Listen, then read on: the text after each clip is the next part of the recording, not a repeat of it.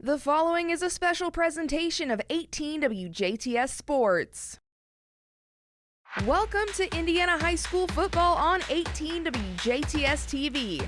This game of high school football is proudly brought to you by Southern Indiana Propane, Lyuna Indiana Laborers District Council, Uvalor & Son Chevy Cadillac Toyota, DuBois County Tire, Carpet Warehouse, Maringer Plumbing, Heating, and Air Conditioning, and Just Whimsy.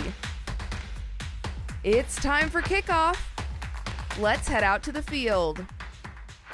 Hello again, everybody, and welcome to Jasper High School football coverage here on 18 WJTS. I'm Carey Schneider, along with Craig Schneider and Jeremy Marco. And tonight, the Wildcats are home once again here at Jerry Brewer Alumni Stadium at Joe Rolleder Field, as they will take on the Castle Knights.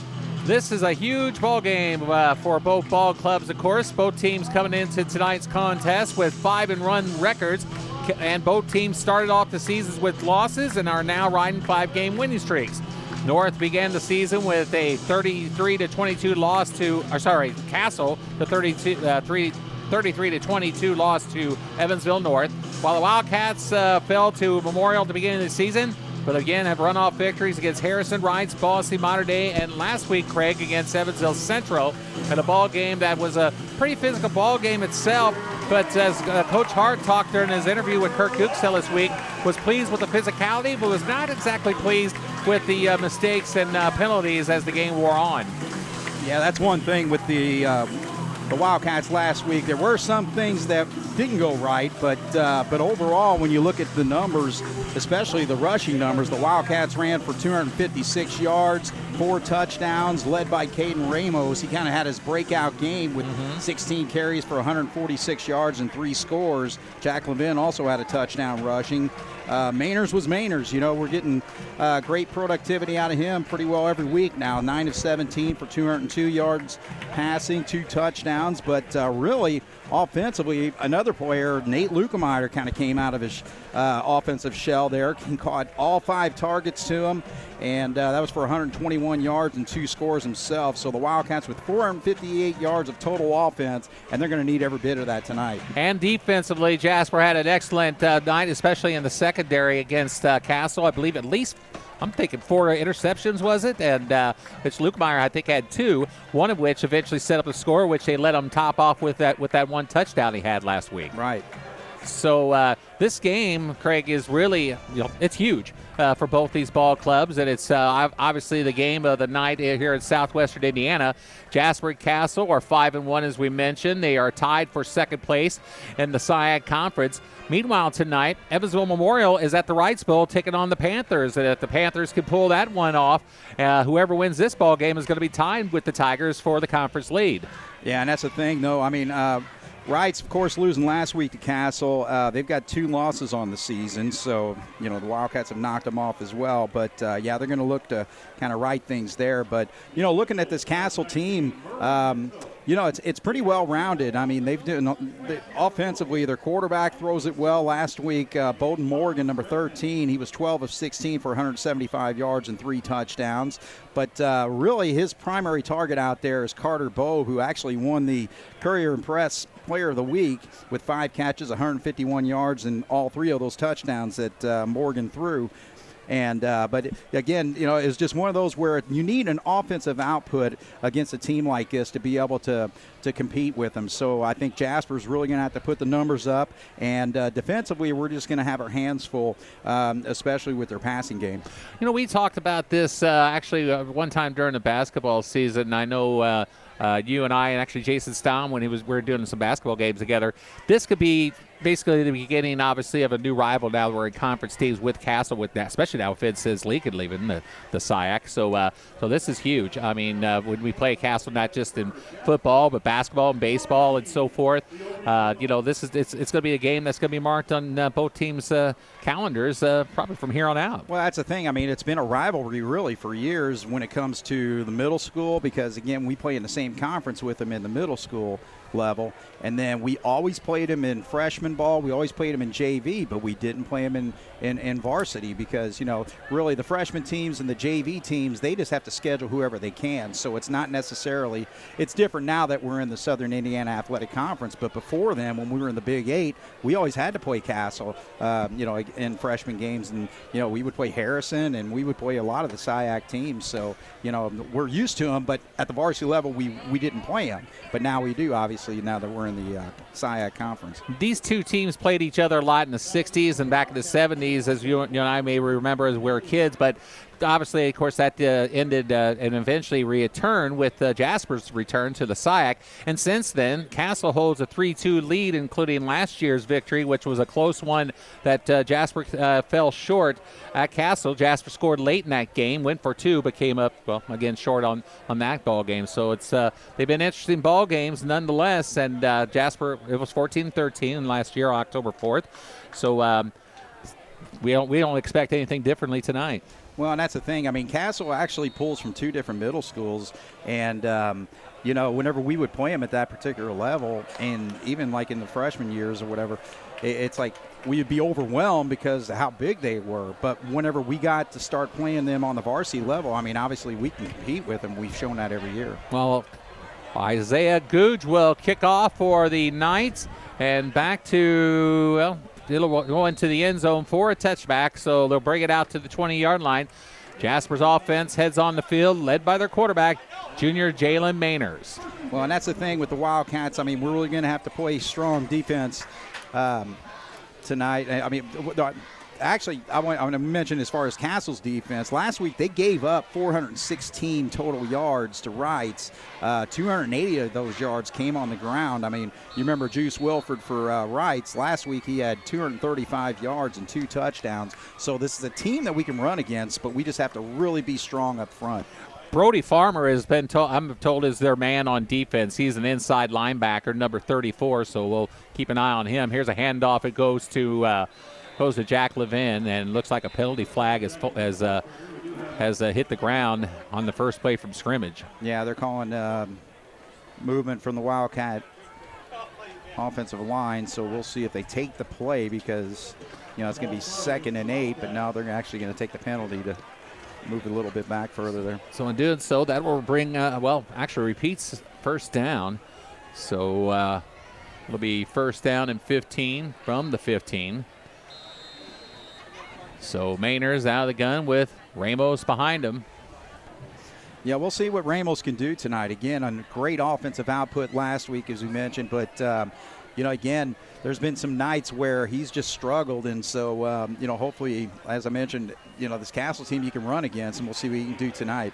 Ramos finds it looks like Luca Meyer on the right side, and he'll get to about the 20, cross the 20 to the 21. And that's a good thing there because, looks like at 1 actually. Okay. Yeah. Beckett Holsworth came up a little lame, and he's wincing there just a little bit, but looks like he's gonna stay out there.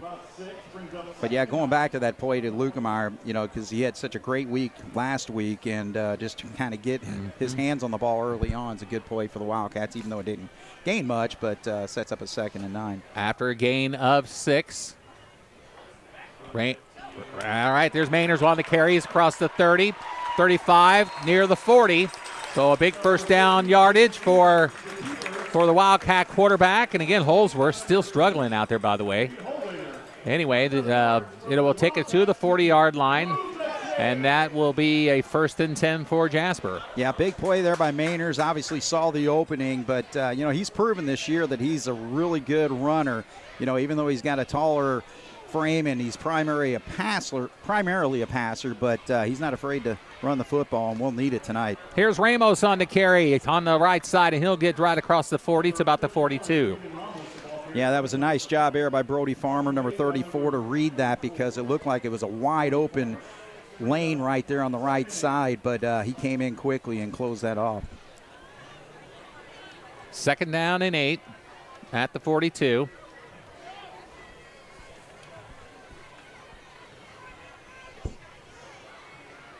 Pause and look to the sideline.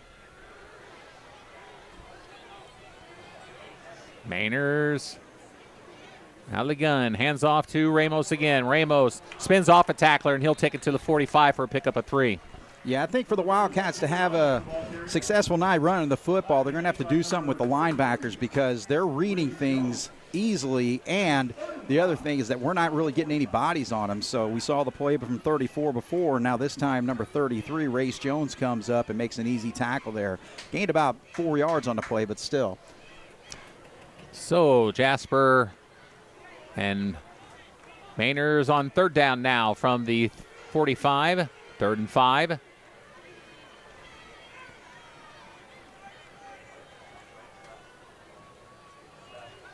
Jalen fires up the middle. It is caught. And into Castle territory. Across the 45 to about the 44.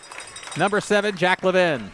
Yeah, that was outstanding execution by the quarterback there because he kind of squared, looked like he was going to throw out to the, towards the sideline there, but then he had Levin coming across the middle. The linebackers kind of dropped back a little too far in coverage there, so it was just an easy underneath play for a first down. 1st and 10 at the 44.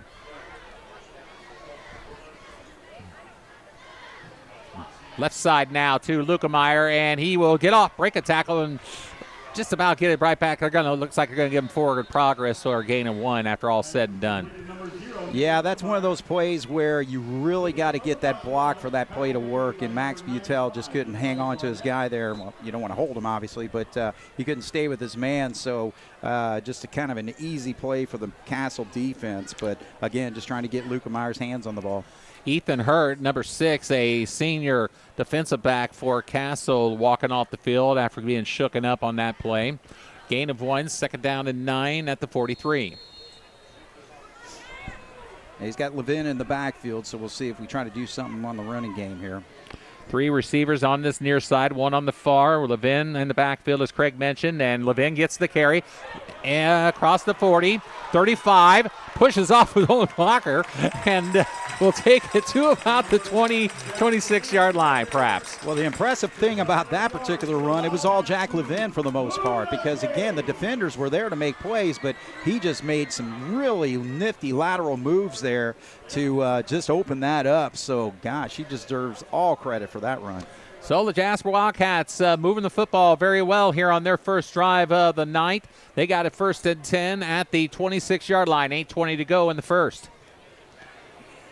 Levin again, and Mainers fires this side to Holsworth, and Beckett into the end zone for the touchdown. 26 yards. Beckett Holsworth on the pass from Mainers, and the Wildcats draw first blood. They leave it 6-0. And I'll tell you one thing that set up that particular play was the play before because Levin was so good running that football that the defense seemed to key on that. And, again, the quarterback doing a great job with that fake going over to Levin. Then he comes to the right side. Holsworth's wide open with 3 huge blockers in front of him, so perfect execution for that first touchdown. Number 83, Aiden Trulove, the sophomore, is now doing the kicking duties tonight in place of Jack Neely. And once again, as usual, Sawyer Reckelhoff has a late arrival to the Wildcat Beef. Number 60, is that Fuzz Martin? Come on, fellas. Reese Whiteside. Anyway, here's the kick, and it's up, and it is good. So, extra point kick by Aiden Trulove gives the Jasper Wildcats a 7-0 lead over the Castle Knights. 8:08 to go in the first quarter. We'll be back after this on 18 WJTS. Get a GM certified pre-owned vehicle now at Jubilar Chevy Cadillac in Jasper. We've got a great selection of certified vehicles on the lot and ready for you to drive home today. Each comes with a 172-point inspection and a 100,000-mile limited powertrain warranty. With the GM certified, you're not just buying a used car, you're buying peace of mind. And remember, at Jubilar's, you never pay dealer fees. Jubilar Chevy Cadillac in Jasper, where customers send their friends for pre-owned vehicles since 1929. Back at Jerry Brewer Alumni Stadium, where the Wildcats have jumped out to a 7-0 lead with 8:08 to go. And Craig, an impressive drive for the Wildcats to start this ball game. Well, I mean, it was impressive from all angles. I mean, we ran the ball really well there. We obviously the pass plays, and Mayners just gets better and better every week, just with his little things that he does. I mean, like I said, those kind of body pump fakes and where he positions himself before he makes the throw to the other side. I mean, that just really freezes a defense, and Jasper's offside. Jasper is offsides as the flag flies. Actually, it's good because that wasn't a very good kick. I was going to say, it was a line drive kick. I mean, he hit a bullet there. Yeah. I mean, I always call them ground ball kicks when he hit on there. But it's going to, now he's obviously going to have to kick that from the 35 now after the procedure call officially. And so the Wildcats, and once again, will try to kick off to the Knights. Big night of high school football. Excellent weather, about 78 degrees at game time, and fantastic for the first weekend of October. Excellent crowd on hand on both sides, by the way. As you can well imagine, both teams follow their athletic teams very strongly. Here comes True Love again, another short, small kick, and it's picked up by one of the up man. The tight end actually is number 87. That is Bo Hurt, who will bring the football forward and take it, looks like, to just about right at the 40. So that's where the Knights, led by their quarterback, Broden Morgan, will start their first offensive series of the night, 1st and 10. Just going back to the kicking game, I mean, with Neely being out because he's had an outstanding start, and it sounds like he may be out because of the soccer tournaments coming up and all that. But man, that might come into play tonight. That's the word on the streets. Yeah, exactly. I mean, his kickoffs have been booming. Yeah. I mean, I think Fritz, when I can remember, I don't remember one not going out for a touchback last week against Central. So Morgan out of the gun. He'll fire on the first play, and that's going to be way overthrown, intended for number 80 for the Knights, and that is Benjamin Quatch. As it didn't make much of a difference, but Jack Levin was the defender on the play for Jasper. And that'll bring up 2nd down and 10 at the 40. It's kind of interesting for them to open up going that way. Quatch has 9 catches for 110 yards and a couple touchdowns on the season, but his primary target's been Bobe, who's got 23 catches for 490 and 5 touchdowns on the year. He's under center, and with a man back and another man in motion here, and Morgan back again. He looks to throw probably falls pass this way, and it's going to be, this time it is going to be caught by Benjamin Quatch. And I knew it was a hard hit, but I didn't exactly see who made the hit for Wildcats. Ethan Young, okay. So Ethan Young will, with the big hit for the Jasper defense.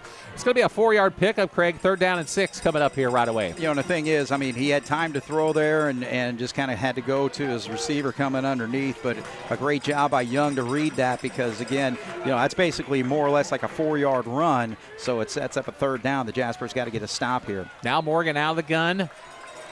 McKinney sitting over here on the near side. Morgan fires a pass this side again to Quatch, and he is not going to get it. As making the hit for the Wildcats will be number 11, Alec Ware. Yeah, I tell you, if Alec Ware's not an all-conference linebacker, I don't know who is. He's been outstanding all year, and that was just a great job by him reading that because they actually split out, as you mentioned, Nolan McKinney, who's their primary running back, but then they came back, throwing that to Quatch, and it wasn't there. All three times on that drive, he went to Quatch. And Isaiah Googe will come on to punt. And back for the Wildcats will be Butel at the 20. So Googe, who does the kicking as well. He got it! It was blocked. And it will go out of bounds on the block for the Wildcats is number 3, Blanken Wrecker. Big big special teams play by the Wildcats, and they're going to have excellent field position, Craig, at about the 29. Yeah, his safety, more or less, the last guy to be able to make that block, he blew right through him and just went straight on, and just an easy block for him. So outstanding job by the Wildcats to get aggressive early on in the football game with the special teams. It will be set down at the 29-yard line, so Jasper obviously with tremendous field position to start their second drive of the night, 1st and 10.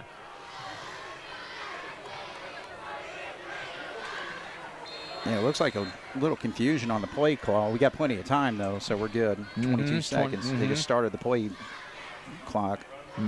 Ramos on the carry, and he will get it across the 30 to about back basically the line of scrimmage to the 31. Well, or 29, I mean. Yeah, that was because of the penetration of Cooper Kilgore, number 84, and I think it was also number 85, Corey Eldridge, that got into the backfield and just kind of tripped him up a little bit, so no gain on the play. So 2nd down and 10 at the 29.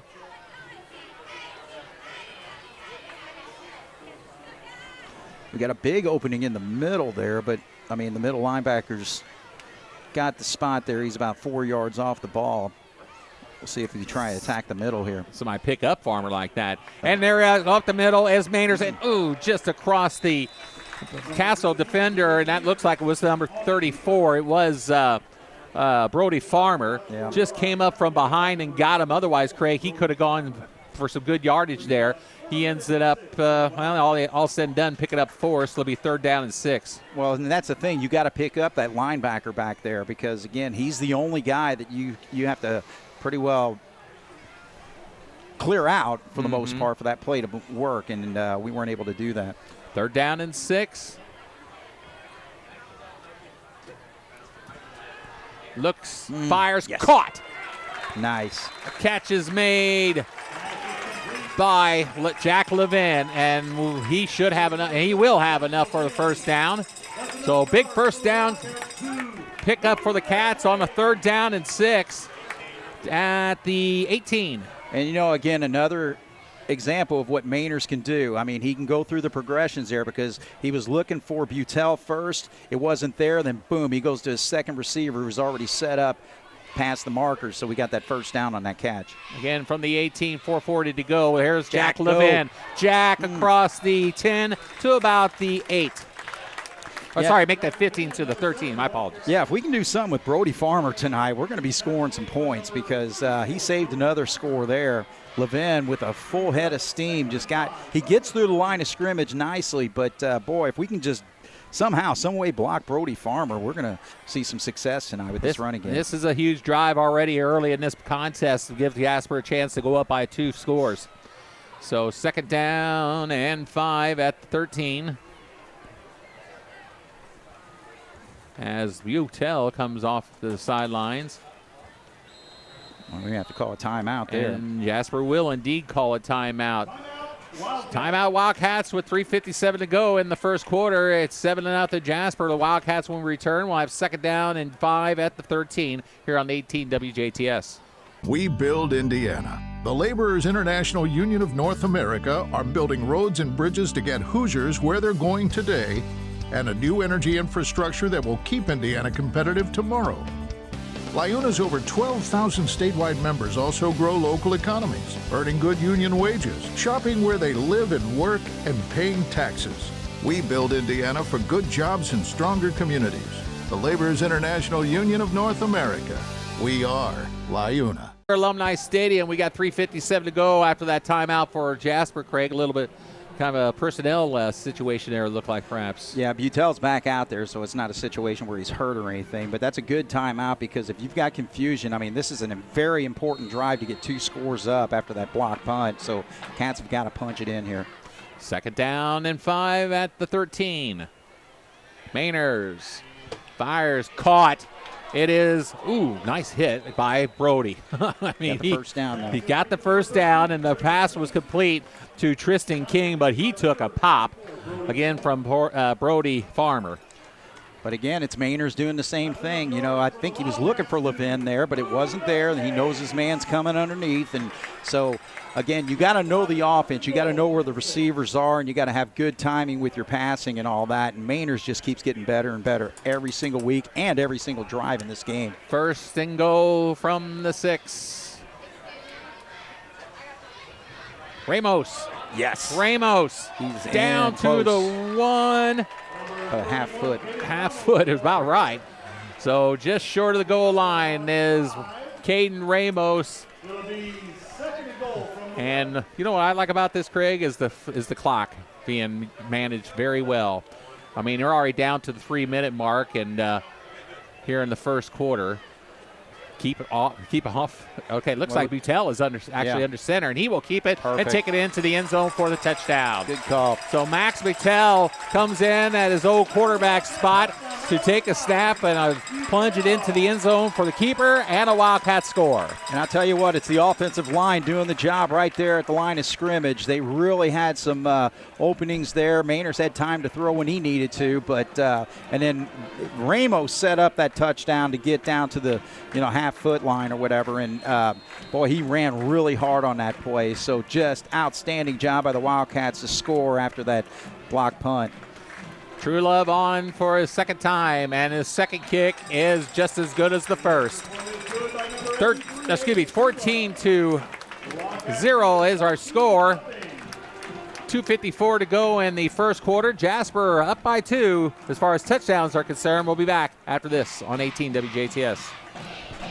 Southern Indiana Propane recognizes the hard work and dedication that our student athletes put forth to prepare to play their best in representation of our schools. The team at Southern Indiana Propane works to be tough on safety and easy on the pocketbook for our customers. When it comes to safety, we are the most stringent in the area because we want to do all we can to help our customers have confidence that their energy choice is a safe and efficient low-carbon option that is reliable and ready when you are. Propane, energy for everyone.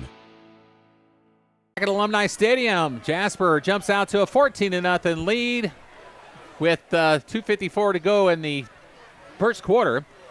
So True Love back on to kick. So big for Jasper to capitalize on that block punt, Craig, and get their second score of the night. Well, it wasn't a long drive, but it was well executed. Just every single pass play worked. The running game was good. Like I said, if we can get that middle linebacker under control on Castle's defense, I think we can have a big night. But we got to do it on our defensive side now. Better kick this time by True Love, and it is taken by number 17 for Castle, and that is Javion Onspach. Javion Onspach on the return, and he will have a nice return to the 40. So nice position for Castle to start their second drive of the night. Yeah, it's the second time they're starting from about that same area, but that was just one where we didn't cover it very well because we had men around him around the 20-yard line, and we just allowed him to go an extra 20 yards or so to get to the 40. So Bowden Morgan was out of the gun. Now looks like he will work under center perhaps. And it looks like he's changing the play at the line of scrimmage there. Hands it off. Left side to number 2 for the Knights, Nolan McKinney. McKinney will take it looks like, to, across the 45 to the 47. That'll be a pickup of 7, second down and 3. Yeah, McKinney with a nice run there last week, 18 carries for 69 yards. I'm not sure if they have some injuries or what the deal is because actually they had a couple other rushers that had more yards on the season than McKinney, but McKinney over the last 3 games has 159 yards. That was a 28-25 victory last week against Wrights. That pitch again, this time number 2 for the Knights, and that'll be McKinney. And McKinney will have enough for the first down as he gets across the 50 right to the Jasper 49. Actually, they're going to put it down now at the 50. Yeah, just 2 easy run plays there for Castle to get that first down. Yeah, they're actually setting up the... Yeah, I think the chain, they need to... Yeah, that referee's now fixed or correct him over there. Yeah, there he goes. Yeah, exactly. The ref's not moving. moving. They did have it initially at the Jasper 49, but they moved it back to the 50. So true. Football at the midfield stripe. First down and 10. Morgan. Play action. Fires up the middle. It is caught. Number 16, Carter Bobe. And Carter Bobe with the nice carry inside the 35 to the 34. Yeah, the Wildcat coverage there, it was more of a zone coverage because, when he split out, meaning Bobe, when he split out to the left side, it's basically covered by Levin over here in the corner spot, but he didn't go with him whenever he went across field. So I think that was a design play to execute exactly what you saw there. 16-yard pickup, first down and 10 for the Knights.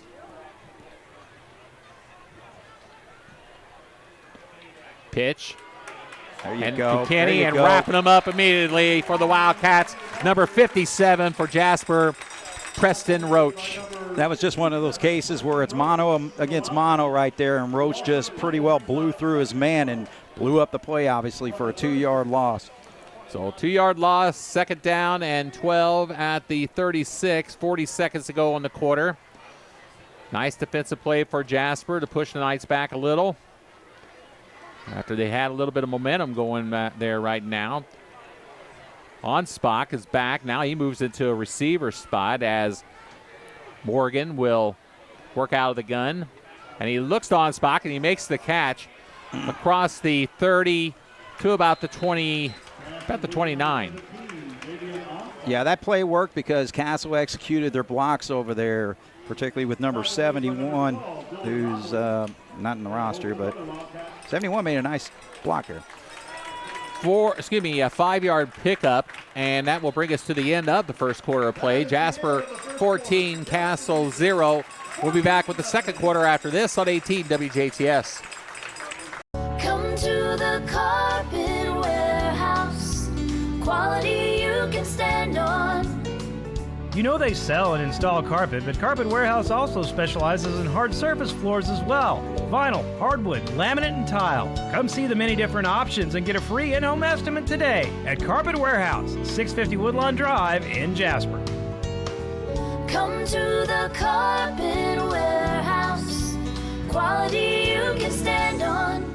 3rd down and 5 coming up as we bring you the second quarter play here on 18 WJTS. Carey Schneider, Craig Schneider, Jeremy Marcos. 3rd down and 5 at the 29, Craig. So big 3rd down play coming up here, even though it is pretty much still 4-down territory. Yeah, you'd think it's 4-down territory, particularly when you're down by 2 touchdowns. So, unless they get knocked back a little bit, that'd be the only time where they might want to try a field goal. Handoff goes to McKinney. And McKinney will likely, and he will definitely have a 1st down run with about 3 yards to spare to about the 21. Yeah, the 3 or 4 times McKinney's carried the football, it's been pretty easy for him. I mean, right there, about a 6 or 7 yard run to get the 1st down. So we just really got to get a pop on him and get a stop next time. Big. That would be huge, especially kind of keep the momentum on Jasper's side as Wrights, after struggling on their first drive, has really picked up momentum on this drive here.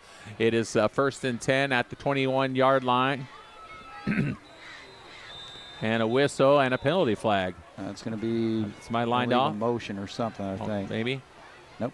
It is. Yep, okay. But it looks like, as I say, maybe Jasper jumped, or not jumped off sides, but lined up off sides.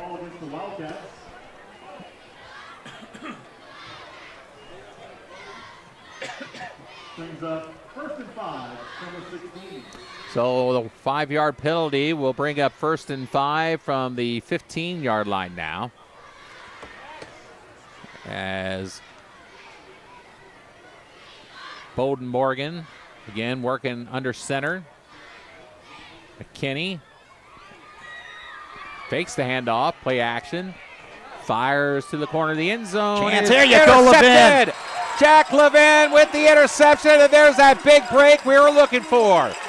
Jack Levin with an interception on a pass that was intended for Carter Bobe, and Jasper will get her back at the 20-yard line. Yeah, you're going to have to put that interception all on the quarterback there because, the play was designed to go to Carter Bobe there, obviously, but there were 3 defenders there. So unless you throw that football towards the corner of the end zone, he was way short on that. And, Levin made a nice jumping grab on it, but really it was kind of simple for him. So with the turnover, it's 1st and 10. Jasper at the 20. All right, so the Wildcats got points off of a block punt. We'll see if we can get points off turnovers on this drive. I was just about to say, let's see if the Cats can capitalize on this opportunity after the big break there. So Mainers hands it off to Ramos. Ramos spins, takes a defender with him. He was not going to be denied there, Craig. He picked up 9 yards in about the last 5 or 6 on his own. Well, He didn't really need to because the opening was to the left there. He's just got to show a little bit better vision because if he cuts to the left, I think he's running to about the 40-yard line there. But he kind of just ran up on the butt of one of the blockers there. And if he cuts to the left side, he had nothing but green in front of him. 2nd down and 1 after the pickup of 9. Gets the carry again. And Ramos has the football to the 36-yard line for a 1st down for the Wildcats. Now, he was improved on that one because he did see the opening to the right side, made that cut right where he needed to, and was able to get a nice run there. So good vision on that run. 1st and 10, Jasper. Cats have the football at their own 36. And play is stopped by the official on the far sideline. He sees something. And then it's with Holsworth, something with his equipment or something. I don't know what the deal is. He's going to come out, and checking in for the Cats will be Tristan King. And King will split on the far side. We got 2 guys on this side. Ramos will take the carry from Mainers, and he breaks off tackle, and he takes it across the 45. He's got it to about, well, actually, they're going to put it down right at the 45-yard line, and that'll be a pickup of 9. Well, Brody Farmer was right there to meet him, but this time Ramos just plows over the top of him, so Ramos showing some power on that run. Certainly has, as Farmer, no slouch himself, 6 feet, 186, 5'11", 185 pounds. Mainers keeps it. He will have enough for the 1st down as he'll spin his way to the 48. Mainers is a little shaken up there. He's gimpy. Took a nice hit from Brody Farmer. I think Brody Farmer's got about 10 tackles already in this game. It's been all over the place. 1st and 10 for the Wildcats at their own 48. Yeah, Mainers is shaking up. He's a little gimpy right now. He's still out there, though, working out of the gun. Fires a pass this side to Levin. Jack into Castle territory. About the 43. That's getting by with a little help from your friends right there because Nate Lukemeyer and Butel just executed their blocks perfectly on that bubble screen. So they don't make their plays that Levin doesn't gain that 9 yards. So 2nd down and 1. We've had about a series of 9-yard plays on this on 1st down. So, all right, so now they're putting Butel under center. They got Mainers split out. Well, it's a short yardage situation, but you got Smith in the backfield. He'll hand it off to Smith. And Smith will have enough for the 1st down. So nice, just little pieces of yardage as time goes on. So Brody Farmer makes the tackle on the play. Elliott Smith on the carry. And I have plenty, and we got a man down. And that is a lineman. Looks like number 63 for the Wildcats, and that is Jesse Harper. So Jesse Harper is on the field right now, and he will be tended to by a member of the Jasper training team, and of course Derek Hart out there as well. Let's go ahead and take a break, and we'll be back right after this on 18 WJTS. Just Whimsy on the Square in Jasper is your exclusive ladies' boutique, carrying a variety of incomparable top designers. You can select apparel from their large variety of elaborate accessories. Stop in for unique gifts like art from local artists and home decor. Think local, buy local. Just Whimsy on the Square in Jasper. Well, there you see Jesse Harper walking off the field a little bit quicker now than when he first started, but he's favoring an ankle, it looks like, Craig. So that could be hopefully he's able to return and men, because he's been a big part of that Jasper line this year. Yeah, one of our bigger linemen too at 275, Harper, and then also Obermeyer at 275. So, you know, again, you need those big guys up there up front, especially for the pass protection, but also for the running game as well. Well, Mainer's back at the quarterback spot as Butel sat in for him that last play that went to Smith to pick up the 1st down. It is 1st and 10 at the 38. Here is Butel. Butel will try this side, and he will probably go for no gain at best. Well, he's not going to get credit for a tackle, but it was Kilgore, number 84, that made him go the other way, and then it was just an easy cleanup for his teammates. But, yeah, he read that play perfectly, or either that or maybe he wasn't blocked very well. You'd have to see the video for that. But, yeah, it just that play was going nowhere. So, as said, no gain on the play. It'll be 2nd down and 10 now from the 38. Ramos is back in the backfield with Mainers.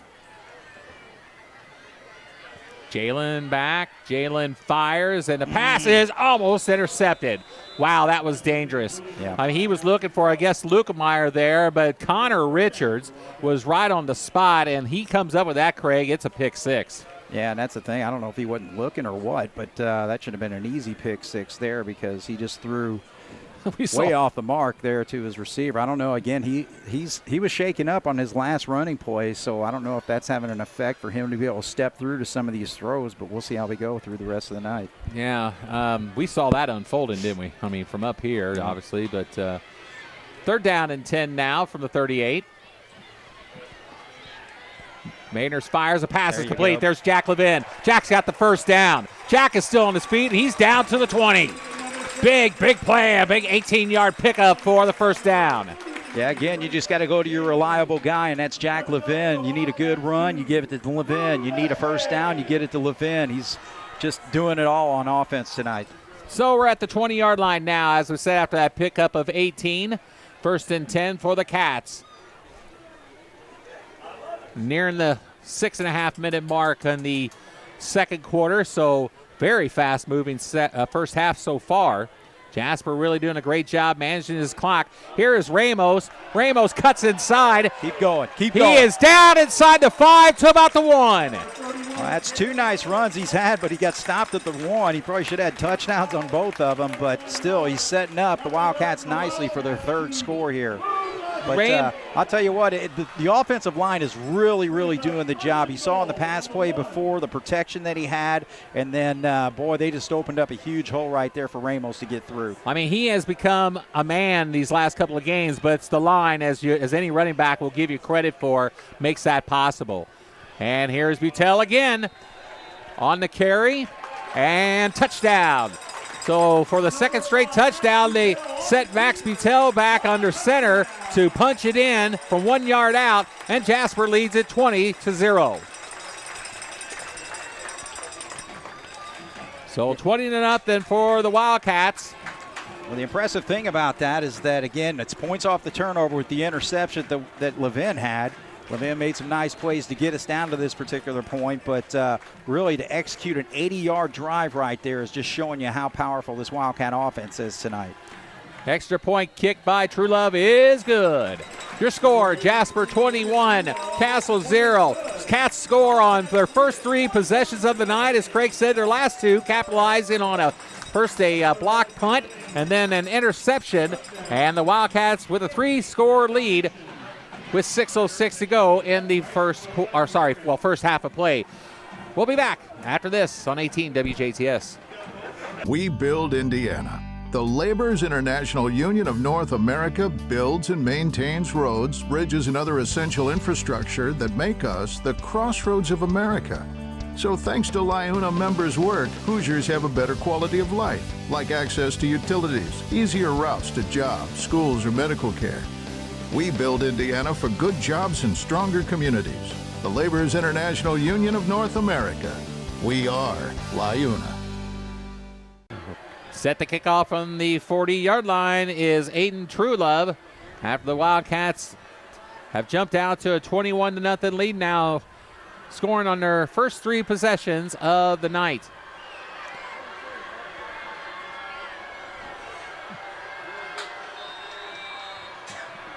Whistle blows, Trulove comes forward, and another short kick, and it's going to be brought up again by an up man for the 2nd time. That's Bo Hurt, as an up man has brought the ball back on the kickoff return.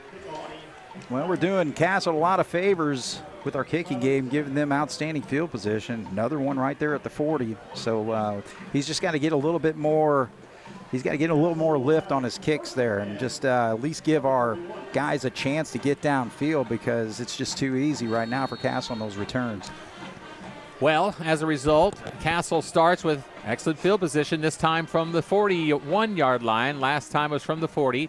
Jasper defense on the field. Morgan under center. He will hand off to a man this side. It's going to go to number 88, and it's going to be brought down by number 24 for the Cats, Ethan Young. On the carry was number 80, as we said, Benjamin Quatch, but there was Young right away. He read that, Craig, perfectly. I think Ethan Young also one of the better defensive backs in this conference, and he's just made some nice plays already tonight, but that was just really big because Castle with great field position, you knock them back a little bit and just we got to take their confidence away, and I think with a 3-and-out here, we could do that. 2nd down and 13 after that loss of 3.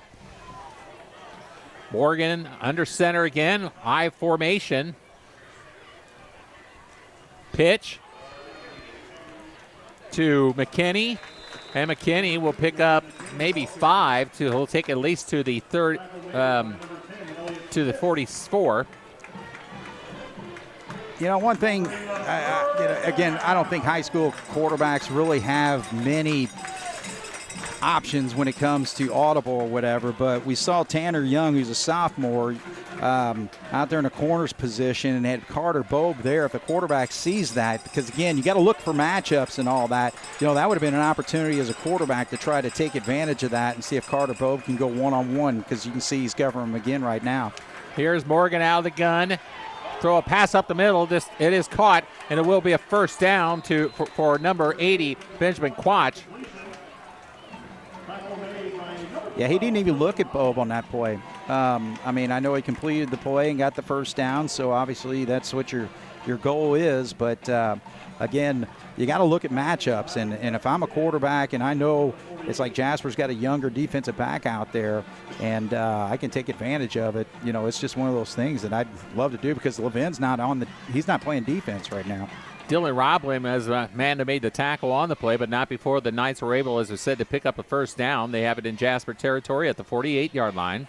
Here's the pitch to McKinney, and McKinney will take it across the 45 to about the 43. I take that back. Actually, Levin was on the opposite side. I just didn't see him there. But, they motioned away.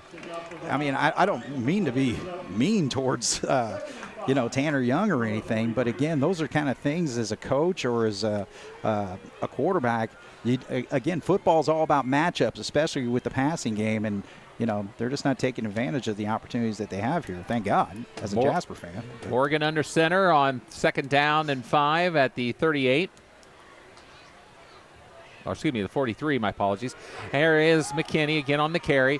McKinney is going to be stopped at the 40-yard line. He'll pick up about 3 on the play. That should bring up 3rd down and 2. Yeah, Jude Peter came up from a safety spot and was able to get there and just knock him down before he's able to get to the marker. So sets up a 3rd down. 3rd down and 2 at the 40. So, big 3rd down play coming up, you could say, but 4 down territory, as they say. So, and again, Morgan under center. McKinney on the carry. He will have a first down to about the 36.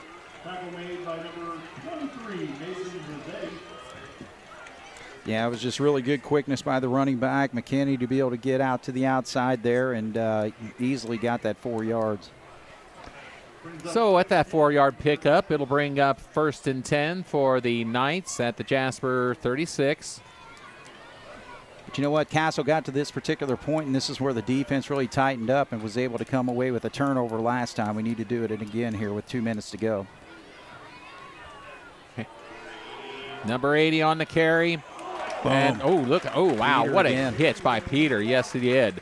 On the carry, as was Benjamin Quatch, but as you said, Jude Peter right there down on the play, and we got to, speaking of being down, is the man who just carried the football, Benjamin Quatch. But going to that play as far as what Peter did, because a safety back there, you think of him as a center fielder and reading what's going on, not only with the passing game, but with the running game. And Peter just did an outstanding job here to just, I mean, obviously the player was injured, but he put a really nice, good, hard hit on him and just executed that tackle perfectly. He's favoring, it looks like a hip or something to his side for a second there, Craig, as he was just down on all fours. Yeah. Now they're going to pull him off and just go ahead and take him off, so we'll obviously keep it here now. So some hard hitting out there right now for both teams. Yes, exactly. No doubt about it. But Jasper has been able to succeed on their drives so far tonight, yet to punt, scoring on, again, all 3 drives this evening, leaving the ball game 21-0. Let's see, we got exactly 2 minutes to go now in the first half. So second down and 7 at the 33.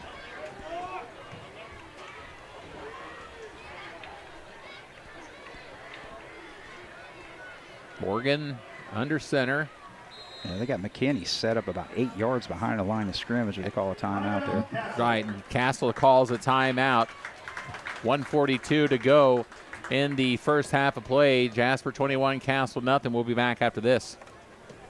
Think about the journey, not about how you're getting there. The all-new Michelin LTX MS2, engineered for 2 extra years of tread life. Available at DuBois County Tire and Supply in Jasper.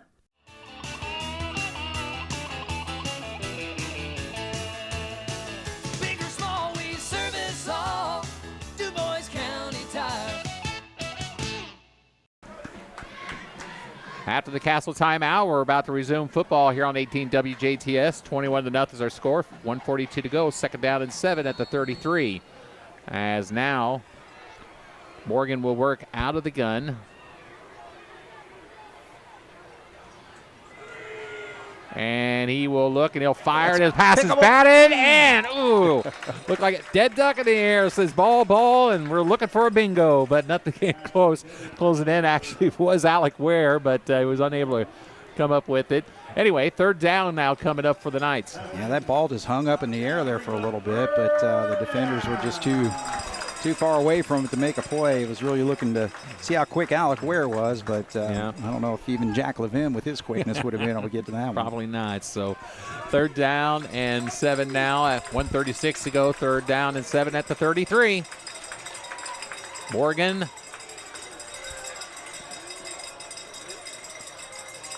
takes the snap, fires a pass up the middle. It is complete. Query's back in.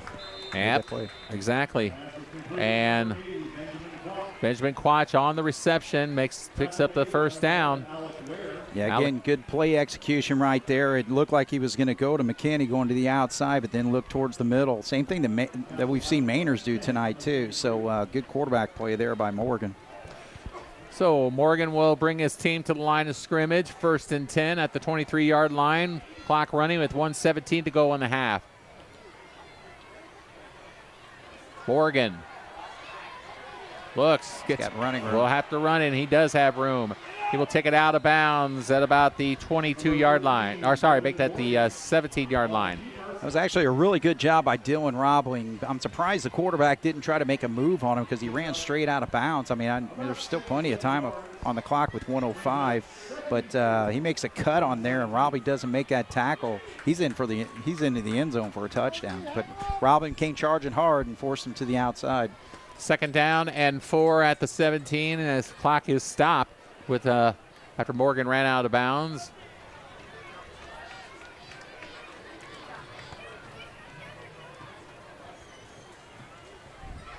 Handoff. McKinney, he'll be pushed back. Under a minute to go now. Yeah, they're going to give him the first down, it looks like. It's going to be close. And they're actually going to measure. Okay. Or will they? Well, Castle actually called timeout. Yeah. So it was a timeout by the Knights. Yeah, they're calling it short. He's about half yard short. So with 46 seconds to go, third down and 1 coming up here as the Knights Want to see what they're going to do here. They called their second time out of the half. So huge play coming up here. I'm going to be honest with you. I can't remember who gets the ball to start the second half. I think No, we got it first. Jasper will have it. Thank you. Can remember who kicked off. No, Castle's going to get the ball the second half. Our Castle. Okay, thank you. So 46 seconds to go, and a big third down play coming up here for Castle. But needless to say, obviously they got 2 plays to pick up a yard, but Yeah, I would expect they're going to run the football because, again, that's going to stop the clock. A running play is going to take a few seconds off of it. But, so I think they're going to run, go for the first down. We'll see it. Well, I mean, they still got 1 timeout, but we'll see if they clock it or maybe they probably called 2 plays from the sideline there. So, but, look for a run play on this one. Maybe even a quarterback sneak. Third down and a very short one at the 14. Yeah, he's going under center. I think he's sneaking. Nope. Well, now he's changing the play. Something. Mm-hmm. Or is he? But still. Morgan will hand it off to McKinney. Nice move. And he has, yes, indeed, a nice move for a first down. Yeah, he was kind of going wide there, saw the opening, and just charged forward. So now the clock's running with 40. They should have stopped it initially, but I don't know what. Now they do, as Jasper will call a timeout. Okay. So Jasper will call a timeout as Coach Derek Young will call his troops over towards the sideline. We'll take a break ourselves right now. 38 seconds to go. We'll be back after this on 18 WJTS.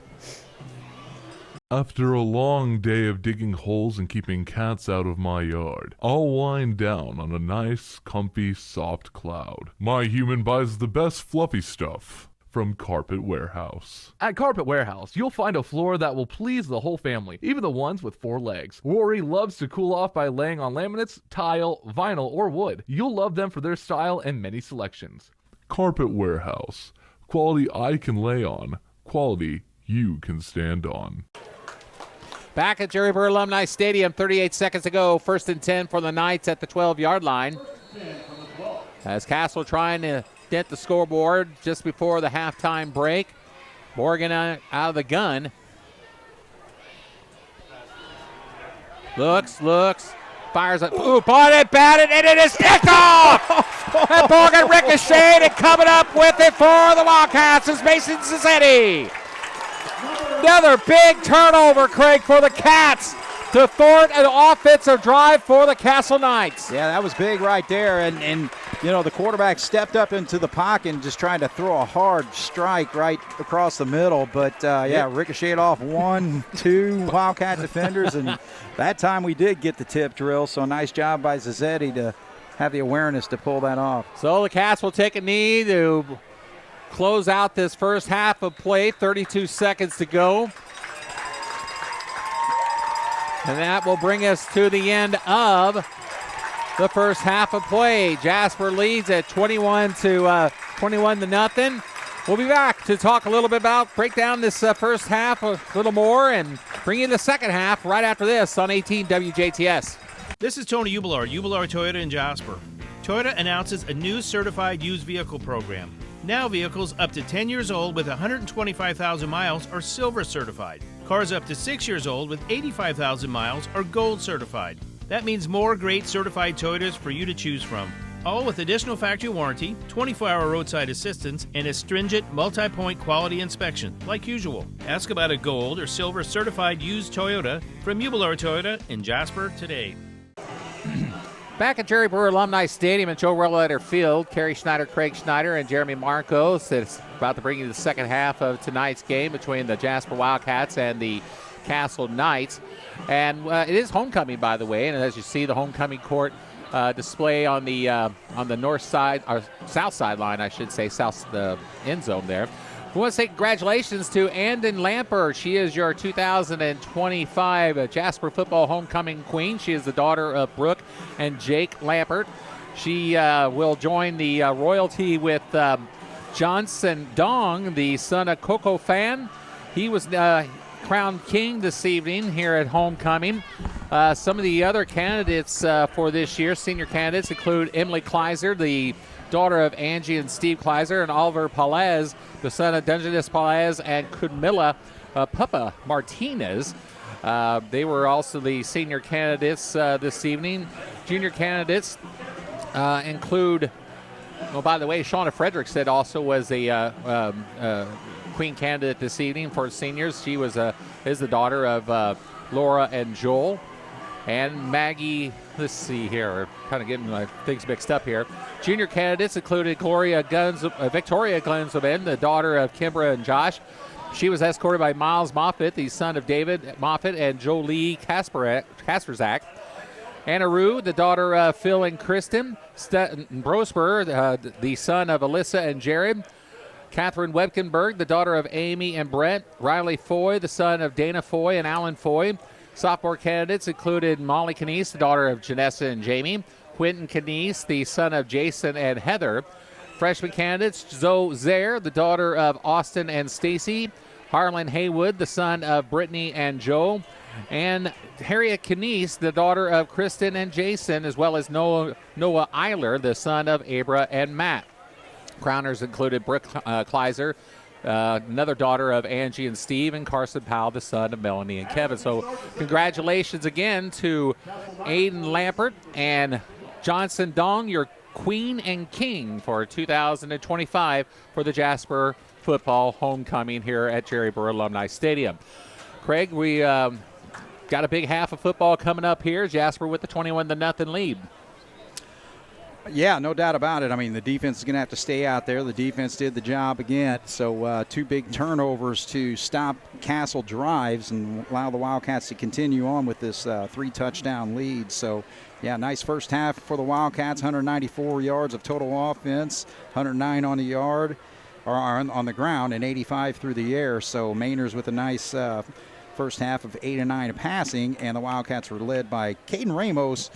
8 carries for 54 yards. And now the 2 rushing touchdowns go to Max Butel, but it was Ramos who set us up with those runs down to the 1, and Butel was able to finish them off. So, Butel's going to have to maybe buy him breakfast or lunch or something this week. Well, True Love, a little more improvement on that kickoff there, as it is being brought forward by number 17 for the Javian Onspach. And a flag goes flying as a likely hold will be called on the Knights on that return. Or there's a face mask, do you think? Okay, we'll see. Because, I mean, it was like really where they were.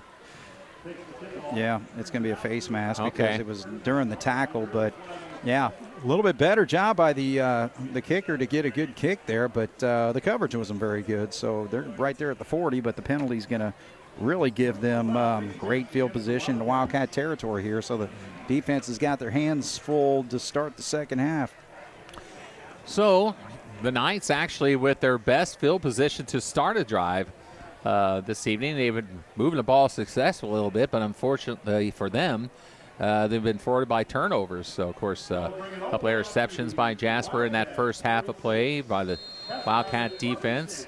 Of course, go ahead. Well, the defense can tighten up like they did the last 2 drives when they got deep in their territory, but I guess a nice thing about being with better field position is that's 2 less plays for the defense.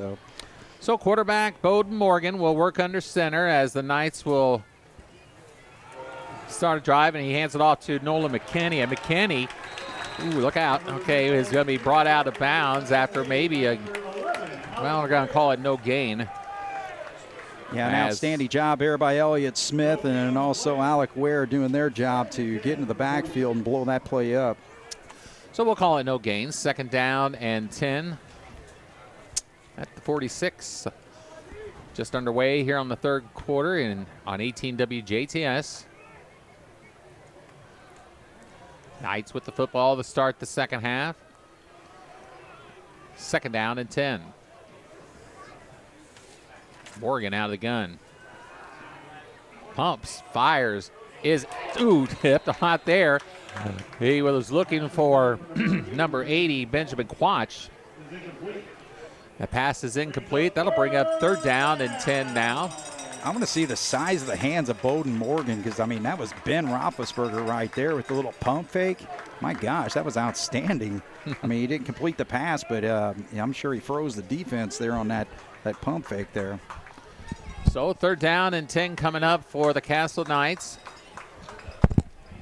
46-yard line, 11 minutes to go in the 3rd quarter.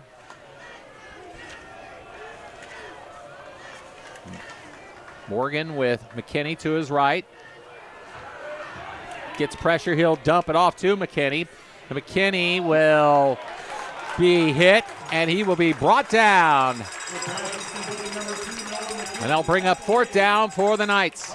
Yeah, you got to credit again, number 24, Ethan Young. Kind of blew through his man there and didn't get credit for the tackle, but he made the hit on him to slow him up, because that play was starting to develop a little bit there. But Young doing an outstanding job. So defense, look at this. Incredible field position for Castle to start the second half, and the Wildcats force a 3-and-out. Isaiah Goodge and the Castle punt team are on the gridiron. We don't even have anybody back. I mean, what in the world? Jasper realizes that now. I don't know if they were just not, or if they were caught off guard, not realizing Castle was going to punt, or I don't know. Or I'm wondering if we didn't have enough players on the field. Obviously, as you said, there was nobody back. Usually, Butel is the main man to field the punts himself. But the Cats are forced to call a timeout early here in the 3rd quarter, and we'll take a break ourselves here on 18 WJTS.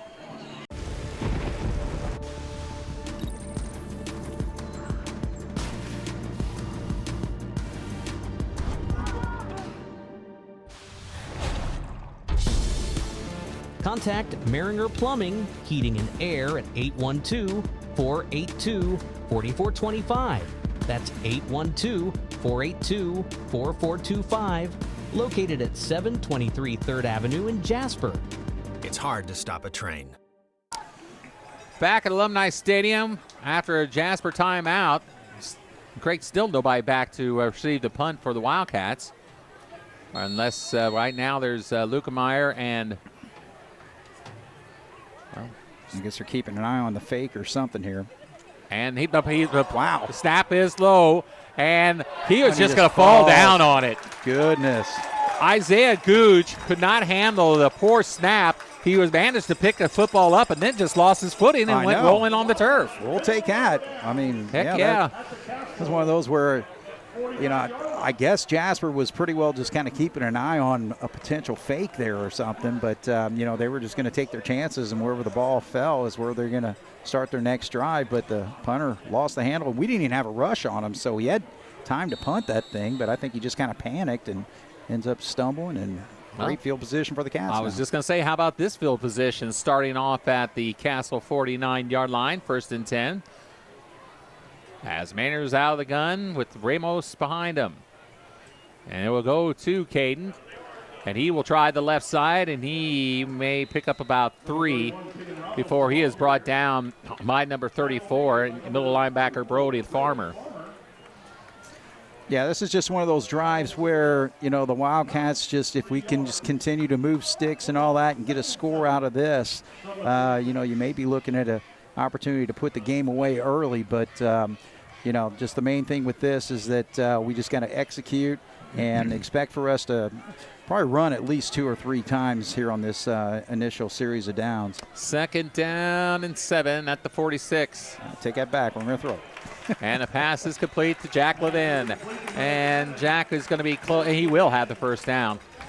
And then some, probably about a couple of yards to spare. So the Cats will pick up the 1st down. And they move the football with ease right now. Well, it's just incredibly sharp the way the offense is operating tonight. And again, it's multiple people too. I mean, Levin's making great catches, but Mainers is throwing great balls. Ramos is having some nice runs. So we just need to keep this going. Here's a quick hitter up the middle, and that is to Lukemeyer, and he is going to take it in the end zone for a touchdown score, 38 yards. Mainers to Lukemeyer on the quick hitter up the middle. Jasper scores. They lead it 27-0. Well, we tried to get Nate involved early in the football game with a couple early catches. Then we haven't heard anything from him. But right there, just a beautiful cut right across the middle of the field there. Hit him in stride. And after that, I mean, nobody's bringing Nate down. He's a real athletic player with a lot of great quickness and outstanding hands because he's had 3 balls thrown to him tonight. He had 5 of them last week, and he hasn't dropped a single one. So he's 8 for 8 in his last 8 targets. Aiden Truelove's extra point kick is good. Jasper 28, Castle nothing. We'll be back after this on 18 WJTS.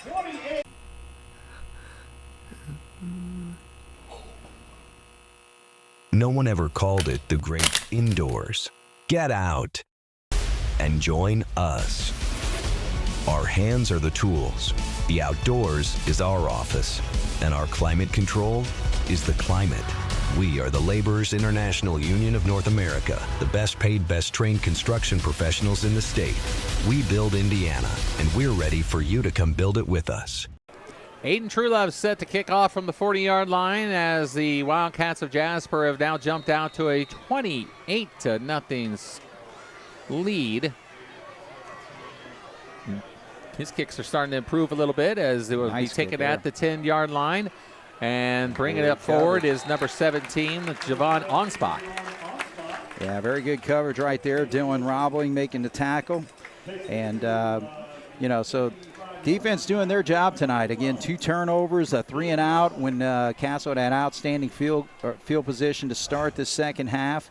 And then the offense execution has just been outstanding for Jasper as well. So great team game. We got a special teams block tonight. So, and the kicking game's getting better too. So Jasper playing outstanding football, but plenty of time left on this clock. So the Castle Knights start at the 27-yard line, first down and 10. Morgan looks, gets all kinds of time. He under pressure from Smith. Another but pick. That pass, Yes! it is intercepted. Intercepted. Ethan Young with the interception and a penalty flag after the play, but we'll worry about that in a moment. But the interception by Ethan Young, about 3 now tonight. Something for the Wildcats. Yes, a 3rd interception for the Wildcats. I mean, Levin had 1, Mazzetti had 1, and then also right there with Ethan Young. But, on that, we kind of forced the quarterback to flush out of the pocket there. Again, I'm going to blame that interception on the quarterback because he made a poor decision to throw it in that situation as opposed to throwing it away. But, this is going to be after. As after the play, and it's a personal foul against Jasper. Let's see where they'll mark it off. It's like it's going to put the Cats back at the 46. So, but that's the thing on the defensive side of the ball. Our guys are making plays, and Ethan Young with an outstanding pick there. Levin's had 1. The other one was kind of a pinball that just bounced around, and Zazzetti was the one who came up with that one. But just the bottom line is this defense is playing great, and then getting the ball right back into the offense, and we're executing and we're scoring on almost every drive here. So Jasper, as a result of the penalty, will have to start from their own 46. Here is Caden Ramos, and Ramos into Knight territory to the 45. Great run there by Ramos. Again, nice lateral cut to get to the outside there. So instead of, a 5-yard run, he turns it into 9. And, so Jasper's just really got Castle on their heels here. And we score the next one, we're on a running clock, guys. Second down and 1 at the 45-yard line. So Mainer's out of the gun. And he will finally get it to Ramos after he had to pick it off, drop the ball, pick it up. Ramos, however, manages to take it for 4 yards and a first down. I think in that situation right there, the little hesitation allowed the line to kind of stay with their blocks or execute them a little bit better, and just that slight delay allowed us to get that first down. So things happen in mysterious ways, don't they, sometimes? So first and 10 at the 40-yard line. As Craig said, next score for the Wildcats will result in a running clock for the remainder of this contest. Mainer's back. Mainers fires, and a pass is going to be short as he threw that under pressure, intended for Jack Levin. Yeah, getting to the backfield over there for Castle was number 95, and that's Joshua Garnett. So, yeah, kind of forced him to throw that a little bit quicker than he wanted to and hit the dirt. Second down and 10 at the 40-yard line. 7.5 minutes to go in the third. Cats 28-0.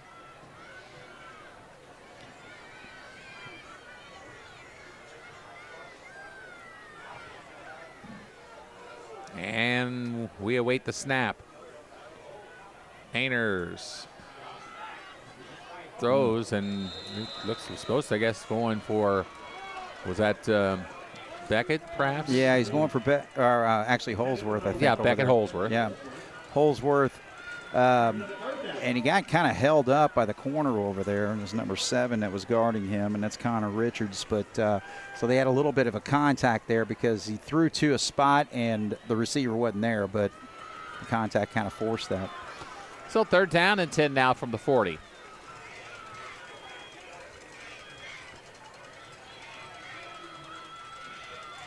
Mainers looks, fires, pass is complete to Butel. Max will have a first down inside the 25 to the 24. Big third down pickup on 3rd and 10. Yeah, the Wildcats with great third down efficiency tonight in the first half, 5 of 6. That was a big pickup there on 3rd and 10. And, finally found Max Butel coming across the middle there. But, the impressive thing with the Wildcat offense is, again, this is all brand new football to this football team. And to find the personnel and utilize all these guys in different ways is just so impressive of what we've been able to pull off this year in our first year with Derek Hart. 1st and 10 for the Wildcats at the 24. Under 7 minutes to go. There is Jack Levin on the carry. And Jack will pick up about 3, maybe 4. Yeah, that was kind of a battle between our best offensive player and their best defensive player. Levin had the football in his hands, and it took Brody Farmer to bring him down. Gain of about 3.5, maybe 4 yards there. But, against most teams, that's going for a lot more. But, Farmer's just an outstanding linebacker. So Mainers on 2nd down now, 2nd and 7 from the 21. Comes over the side to Lukemeyer, but he's going to be picked up immediately by the Knights, number 52, and that is Taven Thomas. Yep, that's one of those cases where Thomas a little bit too much for Butel to handle on that block, so it was just really an easy stop for him as he just kind of blew through the block of Butel and was able to make that tackle. That's going to result in a loss of 3 and take him back to the original line of scrimmage. 3rd down and 10 now at the 24. Yeah, you're squeezing the field, obviously, when you get inside the 30. Right now we're at the 24-yard line, so not quite the red zone, but still a lot of space in the middle of the field that we usually try to utilize on these 3rd down and longs. Mainers. A hold. Pass is incomplete, intended for Butel. Fans, the one that won that hold as well. There were at least 2. I mean, the one coming across the middle on Levin, but also on Butel there. But I don't know if he's completing that pass. And that's one thing I've not really seen Jasper utilize much is the back shoulder throw. That looked like an opportunity for it there, but, Butel just kind of got held up a little bit. No call. So 4th down and 10 at the 24. Jalen back, and it's going to be, he was under pressure that time, and somebody looked like got a piece of his arm as he was cocking that throw and firing, and as a result, the Wildcats will turn it over on downs to the Knights. Yeah, Jerry Buchanan, defensive end there, just kind of came off the edge and really overpowered the block and got through it, got into the arm and the throwing arm of Mainers, and so that was actually the Wildcats, I think, first 4th down attempt tonight. So it comes up short, and as I said, Jasper will turn it over on downs to the Castle Knights. They'll have a 1st and 10 at the 24, 5:34 to go in the 3rd quarter. Yeah, we got to be careful not to be complacent right now. I mean, I know we're up 3 scores, 5:34 on the clock, but again, anytime, I mean, just a quick score can kind of change things here. So Jasper has to stay focused defensively, and nice job there. On the carry was Nolan McKinney. And 57 for the Cats. Preston Roach makes the tackle, but it'll be a pickup about 3. Second down and 7 coming up. Yeah, good job by Roach there. I mean, he gained 3 on it, but, he just beat his man and was able to meet the running back. He had a head of steam there, and that's the reason why he gained those 3 yards, but Roach stopped him from getting any more. So second down and 7 at the 27. Under 5 minutes to go now in the third. Morgan out of the gun. He'll look, he'll pump, he'll run. Being chased by Smith. Look at that. And then brought down by the Heim for finishing the job is Dylan Roblin. Yeah, Roblin, outstanding job. He saw that he was pretty well committed to the run there, so he just, moved from where he was covering, and good read by him. That was a big play on to force this 3rd and long. And that will bring up 3rd down and 10 after that loss of 3. Takes them back to the original line of scrimmage at the 24. Yeah, he did get out of bounds there, so that stops the clock. Yeah. So 3rd and 10 at the 24 for the Knights. Morgan out of the gun. McKinney to his side. He'll look, all kinds of, he's getting all times in the world. Now he's finally getting pressured by Smith, and Smith is going to flush him out, and he looks for McKinney, and that pass will be incomplete. And that'll bring up 4th down and 10, and Castle will be forced to punt. I mean, what unbelievable coverage downfield. My gosh, it seemed like he was, 1,001, 1,002, 1,003, 1,004, 1,005. And I mean, forever. He's had all day to throw, but it was covered downfield, and, was just kind of forced there. I mean, it was almost like Smith was surprised that, it's like, okay, well, he kind of got dodged where he's trying to knock the pass down, but he could have probably come up with a sack if he went right after him there. Isaiah Gooch will be back to punt, and whistles blow, but now they're going to resume. And 1 man back for the Wildcats as looks like.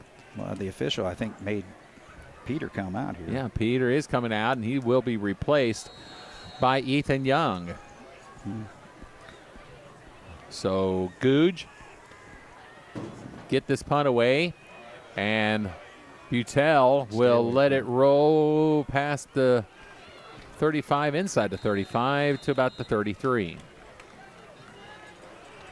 So Jasper will have nice field position to start a new drive here in the 3rd quarter. 4:19 to go on the scoreboard clock. 28-0 is our score.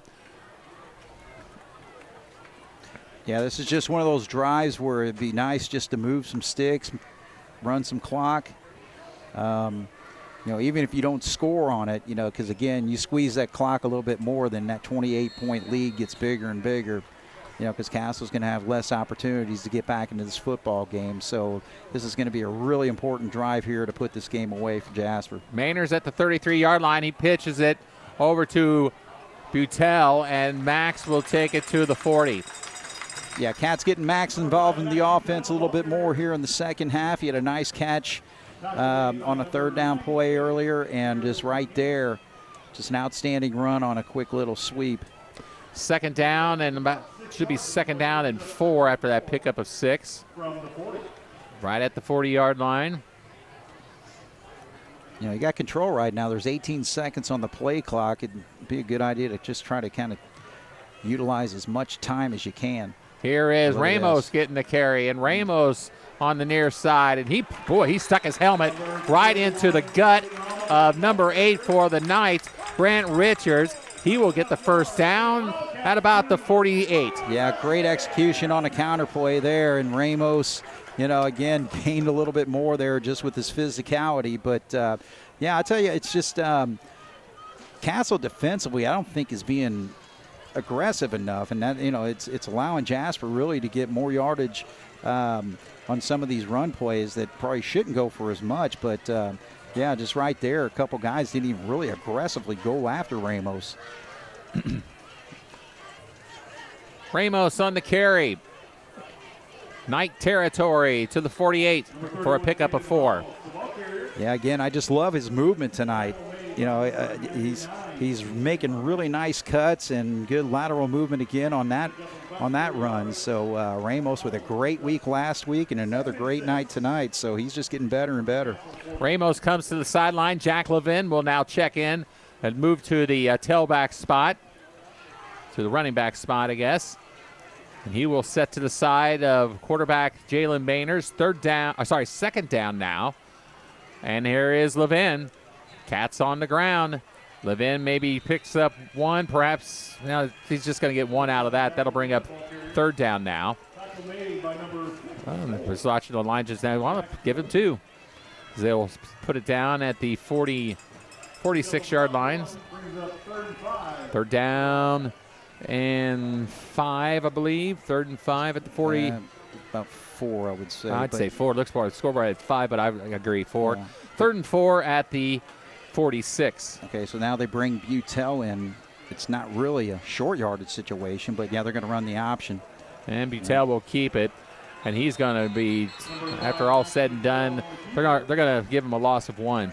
Yeah, Joshua Garnett was not going to allow that to happen. He read the quarterback the entire way. Now, you know, you had Levin kind of you're trailing back there, but it seemed like Butel kind of just committed already a little too quickly to that run, but Jasper's going for it here on 4. Yeah, as number 80 for the Knights watch back as if Jasper is going to punt, but Castle will call timeout now. So timeout on the field by the Castle Knights, 1:47 to go in the third quarter.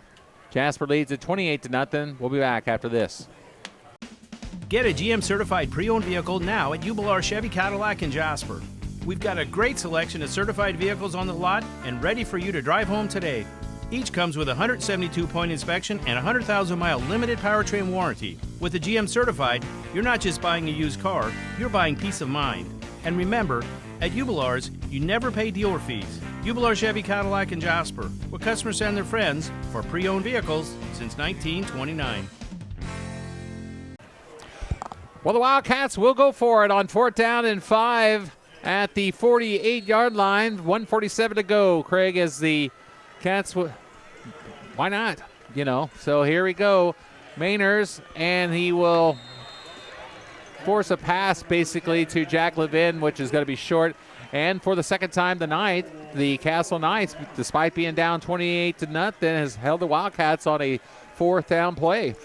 I mean, it's a gamble. You're up by 4 scores, obviously, 28-0 right now. But, you know, I think shifting the field, kicking it all the way down, and they got to go 80, maybe 90 yards if you get a good punt inside the 20 or so. Disagree with that because, again, you know, you get about that much space there. It's like, you know, that's going to be using up a lot of clock. And I understand your theory on it, but, you know, really we have not seen much out of the Wildcat punting game this year, not that because we haven't had opportunities, but just perhaps they just thought it was better, obviously a better choice. But anyway, Castle has it, and Morgan's under center, and he will hand it off to McKinney. Oh, it is the new quarterback, and he is going to be knocked back as – yeah, they bring in a sophomore quarterback. Sawyer wins it. So, obviously, he's standing on the sideline there, so I don't know if this is a benching. And he's had enough of this because he's also standing right next to him is Carter Bove over there on the sideline. That's right. Mm-hmm.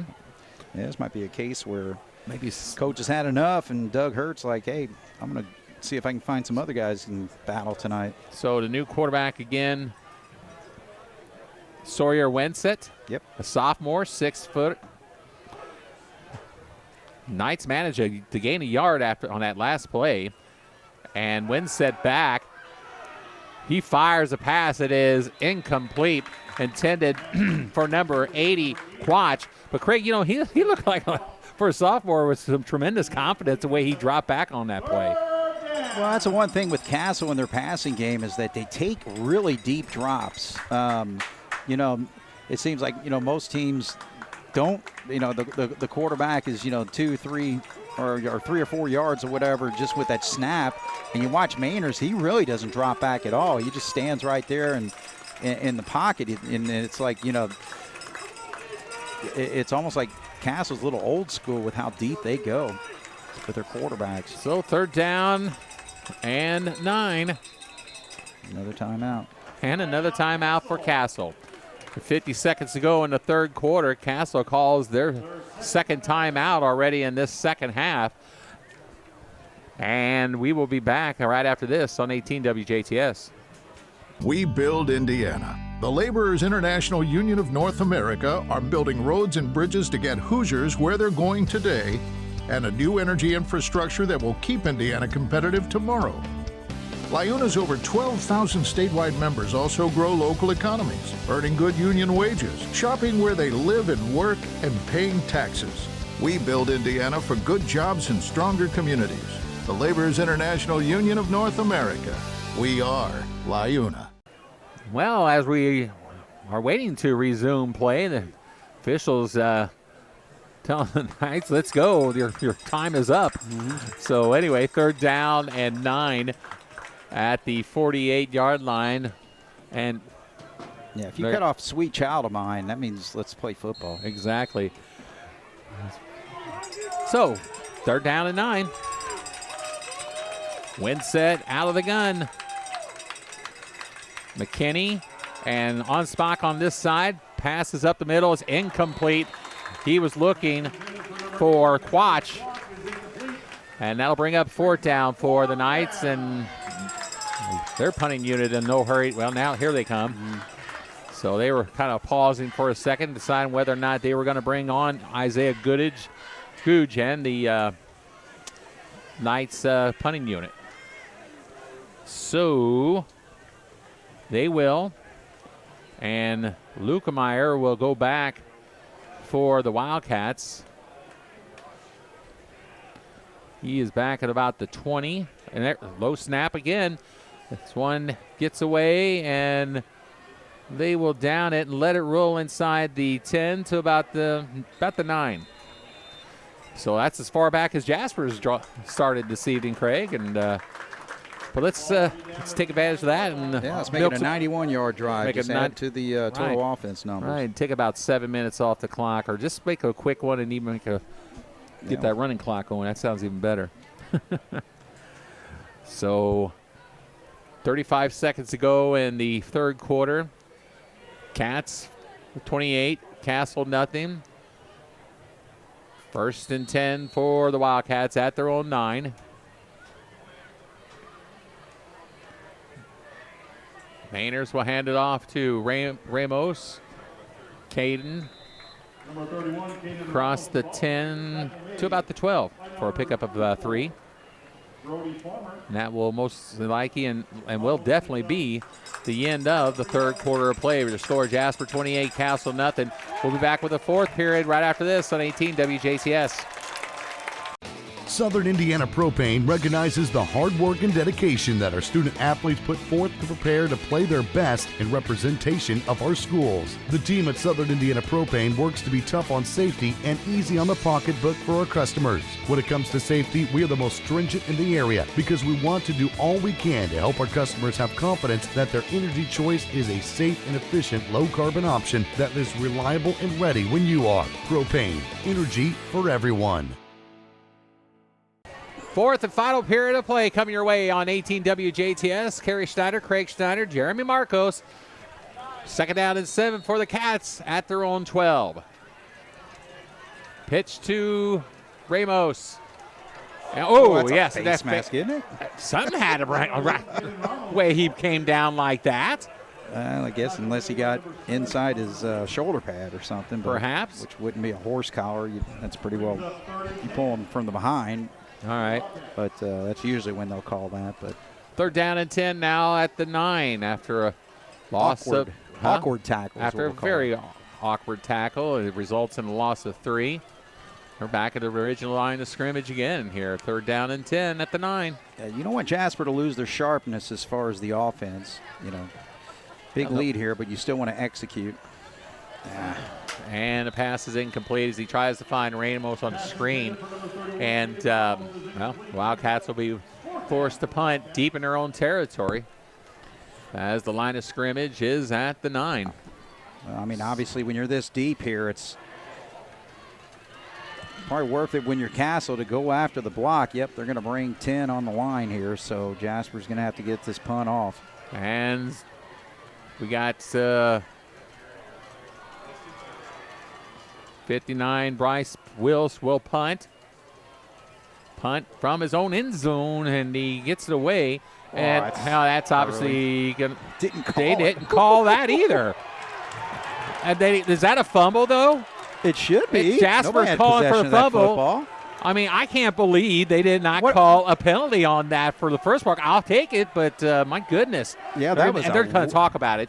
I mean, let's see what happens here. I mean, they didn't have possession of the football. So the discussion, obviously, is who has the football here. I mean, there's no doubt he hit him early. Exactly. So, and again, nobody threw the flag. So wow. 4 of the 5 officials are discussing it right at the 40-yard line, as you see, But you got to make a call on the field. And Nobody they do. Made a call. Now they're going to throw the flag. Now they're going to throw a flag, which really is the right call. But why? I mean, at this point. Why didn't I mean? It's when it was so obvious in front of the officials standing right there. Yeah. What the heck? I mean, every single person paying attention to this football game saw that he hit him way too early. So Derek Hart is asking, well, why didn't you throw in the first place? You know. All right, so it's going to be rough in the, personal foul against Jasper, I suppose, I guess, and.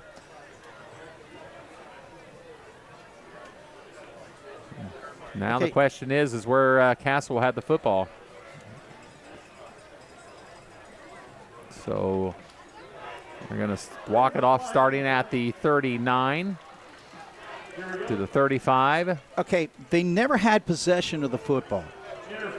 So the interference happened probably 7 or 8 yards back. I mean, it was just right maybe at about the 47, 48-yard line or so. Well, like I said, the penalty was what it was, but and like you said, well, it's just really where you should have walked off the spot of the foul, I would assume. Exactly. Yeah, because obviously the interference, forced Castle to lose the football, and Jasper recovered. Well, they'll have it at the 24-yard line. Needless to say, the best starting position that the Knights have been in tonight. And a whistle. And we have I think it's against Castle. Offsides as they blow the play dead. And it will be a legal procedure call against the Knights. So that'll put them back 10 yards. So set them back at about the 34. Or 29, so only a 5-yard penalty.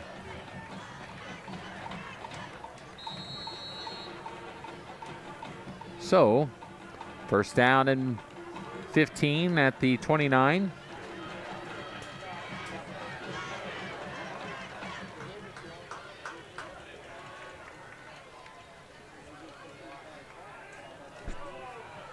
Here is the handoff. McKinney. And McKinney is out of bounds. Flag is down. And this now a hold against the Knights. So the Castle Knights, after having the best starting position of the night, as we said, first procedure call and now a holding call back to back. It's going to pin them back even further. Yeah, it was right at the line of scrimmage, so that's obviously a spot foul, so that'll take them to the 39-yard line. Exactly. So that'll bring up second and very, very long now for the Knights. 25. Second and 25, okay.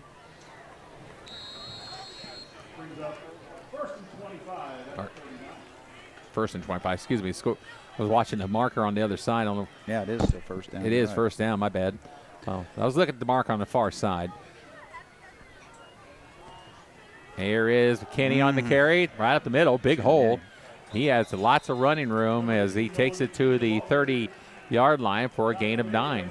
Yeah, everybody got blown off the ball there on the Wildcat defensive line. So just way too easy to gain about 9 on that play. Third down, I guess, or second down. I got to quit watching the clock, the marker indicator over there. Second down and 16 at the 30. Knights taking their own sweet time, under 10 seconds now on the play clock.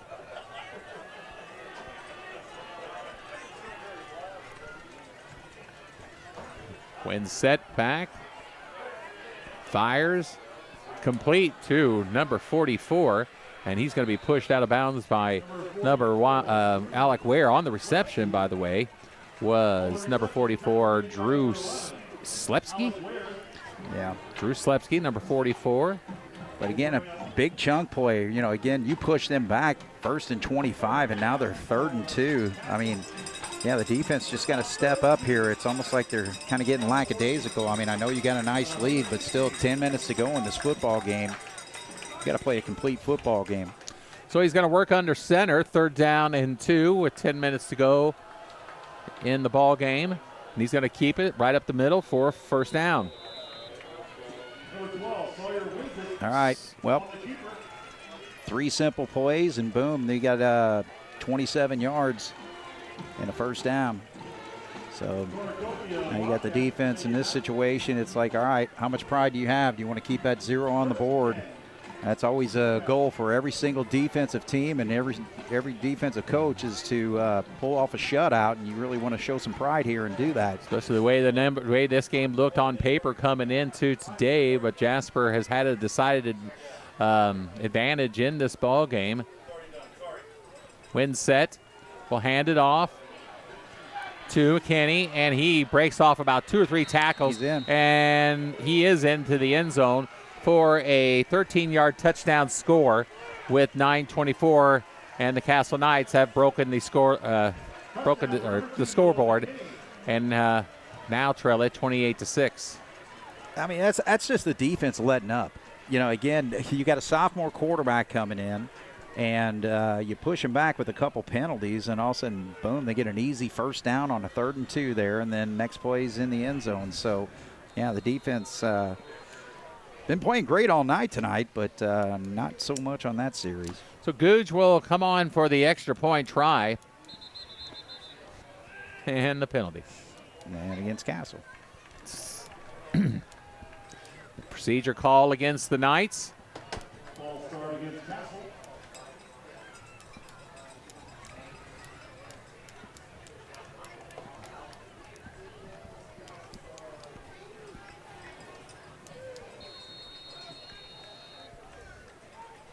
So he will now have to kick the extra point from this 15.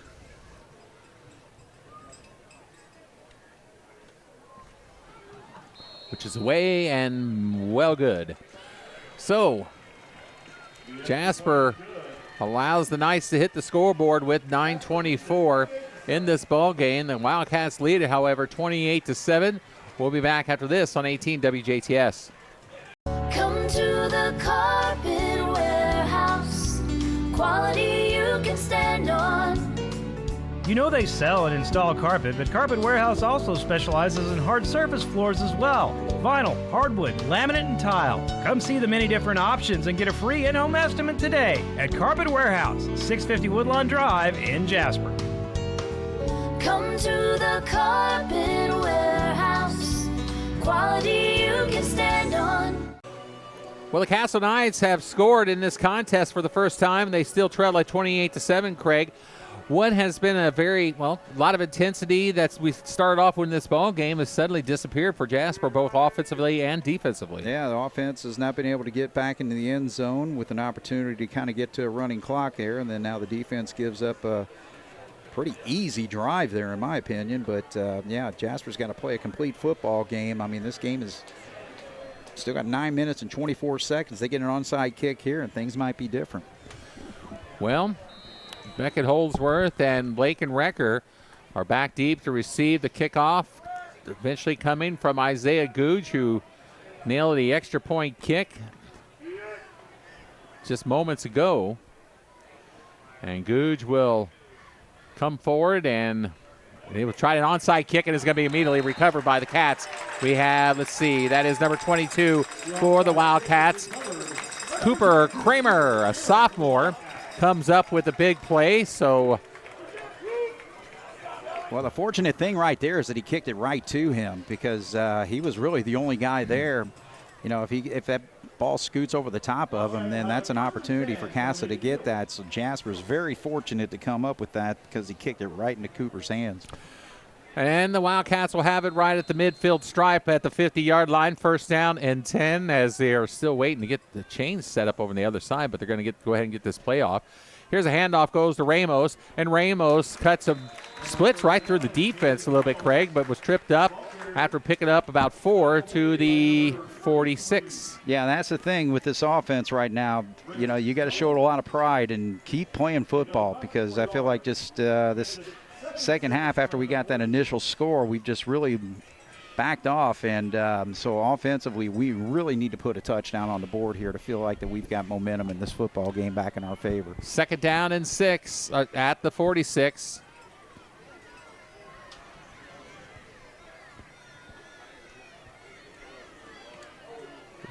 Ramos got a pop there, but then lunged forward to about the 45 for a gain of 1. Third down coming up. Yeah, getting to the backfield there for Castle is Cooper Kilgore, number 84, and kind of slowed him up initially and wasn't able to gain much after that. Speaking of the Memorial, they are taking on the Wrights Panthers tonight, and interested to see how that game turns out. The winner of this ball game will have sole possession of second place of the SIAC Conference, and depending on the outcome of that Wrights Memorial game, could be tie at the top of the SIAC. Here is Mainers, and no call, as looked like Beckett Holsworth was being held easily on that play, but brings up fourth down coming up now, 4th and 5 at the 45, and the Wildcats will go for it. You know, many times in high school you see them throw that flag, but we've not seen it at all tonight. I mean, there have been a couple other instances, too, where it looks like Wildcat receivers have been held and no call. So Mainers on 4th down and 5 with Ramos behind him. 2 on either side receiver-wise. And we did who moved, though? It looks like we jumped. Yes, we did. 65. Sue, the legal procedure call against the Wildcats as a member of the Wildcat line got a little antsy. And that's going to take him back to the 50-yard line, and the Wildcats now will punt. So coming on the punt for Jasper is going to be Bryce Wills. While the Castle Knights will send Benjamin Quach out as their lone receiver. He is back at about just about to the 30, but they shoots back now. Wills' punt is away. It's a high punt. Quach will call fair catch at about the 27-yard line. So that's where Castle will take over with 7:52 to go in the ball game. 28-7 is our score. Well, I just don't like this. Lax effort continues for this Jasper football team, a team that's been dominating this football game for a good part of it, but here in this late third quarter, early fourth quarter, you know, offense is just stagnant. Defense gave up a score there. And so, yeah, we just got to see some more intensity. Again, like I said, if I were a football coach right now, I'd be irate with what I'm seeing out of my team right now. The Castle picks up a quick score here. They're back in this ball game, of course. And here, Sawyer back. He'll look. He'll fire. Pick it up. And it is incomplete as he was looking for his tight end, Bo Hurt. Second down coming up. Again, very curious as far as what Castle decided because they bring in their sophomore quarterback here early, I felt like. And so Bowden Morgan's got his helmet off over there on the sideline. So the only thing he's missing right now is a clipboard. And a cap. Second down and 10 at the 27, 7:46 to go in this ball game. Here is the handoff to McKinney, and he will be pushed back there on the bottom of the pile for the Cats, number 23. Mason Zazzetti, also Alec Ware. Yeah, Alec Ware got out there. I mean, he was untouched and was able to make that pop behind the line of scrimmage. So, yeah, better intensity from the defense so far. But, again, third and long here. You know, again, we gave up a chunk of plays on that last drive where Castle was able to score, especially when they were at 1st and 25, and next thing you know, they're in the end zone. So third down. Just needs that defense to play. Yeah, 3rd down and 11 after that actual loss of 1. So Sawyer Winsett out of the gun. Lots of time now. He gets flushed. He's going to carry it, and he's going to throw a pass over the far side. That is complete. He's going to get the first to down. McKinney, and McKinney's going to get the first down after all that. So he was pressured, and then McKinney held his ground over on the far side, stayed put, and he was able to get the pass off to him, and McKinney managed to get enough for the first down to the 40-yard line. Yeah, he showed some elusiveness there. Really good quickness for Winsett to basically get away from that rush and kept his eyes open, looking downfield, and found a guy that was able to get the first down. So Jasper, again, giving up a big play there. It was 3rd and long, and now Castle still got some life here. So 1st and 10 at the 40-yard line. One set back. All day. Fires a long pass downfield, and Oakmeyer gives chase, but he was not able to come up with it as the pass was intended to Kyrie McClary. So that'll bring up 2nd down now. I don't think we have a sack all night, do we? Nope. I do not believe. But, it's just a good thing we've had outstanding coverage downfield for the most part on pass plays, but again, still surprised that Castle kind of threw in the towel a little bit earlier with the quarterback change. And then, you know, again, last week, you got Carter Bobe, who's player of the week according to Evansville Courier and Press, and he's been sitting on the bench most of the second half. McKinney on the carry. Kenny's been obviously a high percentage of their offense tonight, at least in this second half. I mean, he carries it to about the 42 for a gain of, well, we're going to put it down actually to 41. So a gain of 1, 3rd down and 9. Yeah, this will be a nice one here. I mean, it's going to be a passing situation again for Castle, but for the Wildcats to just get not only pressure on the quarterback, to get to him, though. I was going to say, despite the difference in score, 28-7, this is a big 3rd down play coming up for Jasper. Winsett back. Again, nice. Nice play as we got number 55 for the Wildcats getting a piece of that action, and Nick Hanselman. So Hanselman able to bat that pass down, and it'll bring up 4th down for Castle, and they will be forced to punt. All right, so now defense gets to stop here. So, you know, with 5:37 now, I think it's just going to be a case where the offense is just going to try to work some clock here and get out of this.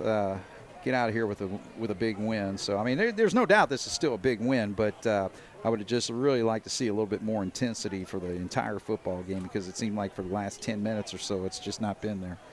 So Googe will punt. Almost gave him an easy opportunity to block, but Jasper obviously didn't have a block on.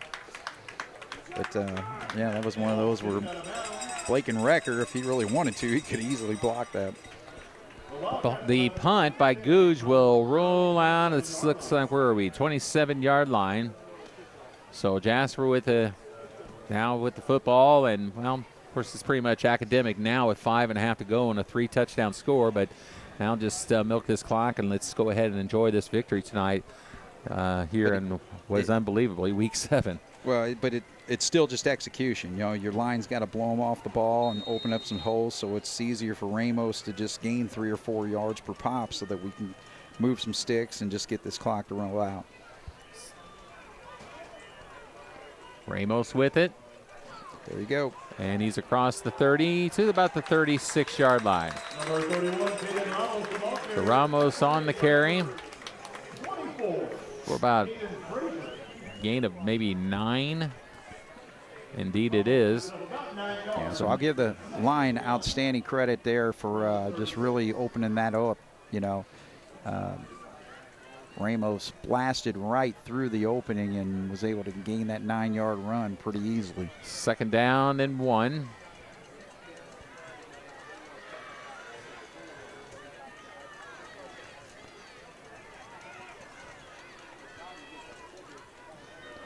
Here is Caden. And first down across the 40 to about the 41.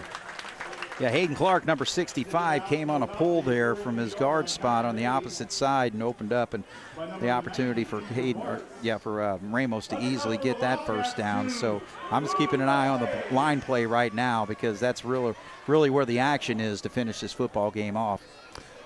Do that indeed, with 4:25 to go and counting down.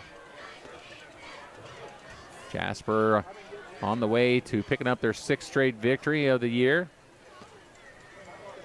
Ramos, Caden spins, across the 45 to about the 49.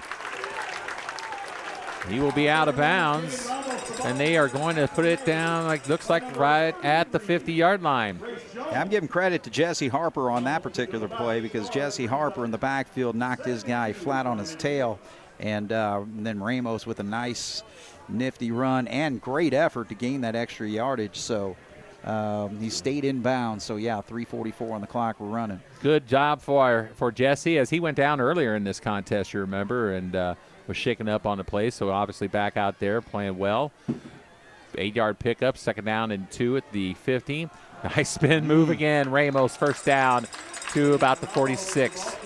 Yeah, he throws his defender in his tracks right there. Nice spin move to be able to get that first down. So now the offense is moving right along, just to kind of finish this game. Now, Castle may be feeling like a defeated team at this particular point, because their offense wasn't able to do anything on their last possession. So it's just really forcing this defense that's really a little beat up and worn out there as far as Castle goes. But yeah, good job by the Wildcats to kind of take control. Even if you don't get points on the board, the main thing is just to run this clock out. Doesn't matter.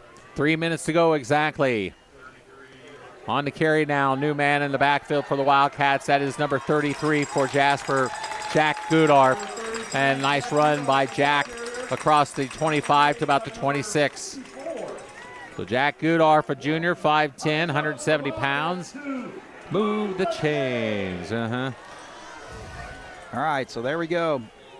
Now he's just starting to get some other guys in there. So Nate Lukemeyer is going to come out of the ball game. So just brought in number 20, Tyler Sinnott. But, yeah, again, everybody's just getting the benefit of the line doing the job right here on this last possession. So 1st and 10 at the 34. 2.5 minutes to go.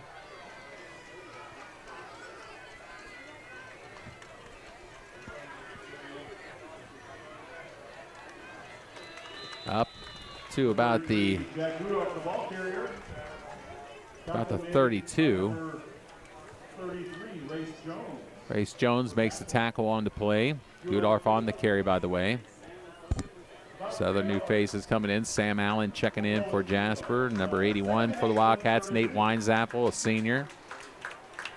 Jack Levin off the field. Outstanding night for him. Very good job by Jack again. So Jasper on their way to their 6th straight victory, as we said. 139 to go. There's a handoff to Goodar. Jack will be stuffed out for a loss back to about the 35. Tackle made by number 99, Ethan Herman. Ethan Herman makes the stop on the play. New quarterback for the Wildcats now is junior Mitchell Heil, 6'3", 180 pounds. Heil with his 2nd appearance at the quarterback spot, as he played a good portion of that bossy heavily decided ball game.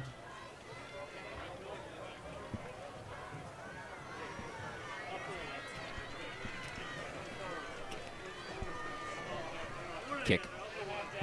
Jasper will take the knee with 43 seconds to go. I think we got to take one more snap. They're going to have to take one more. Yeah, this ain't it. This is not it exactly. So by not official. 1 second, I think. Less than a second. Unless they let it run out. We'll see. 25 seconds on the play clock, and well, it's 4th down. So I think they're going to have to do at least one more snap. Take it back for safety? Like yeah, that's what I was starting to think.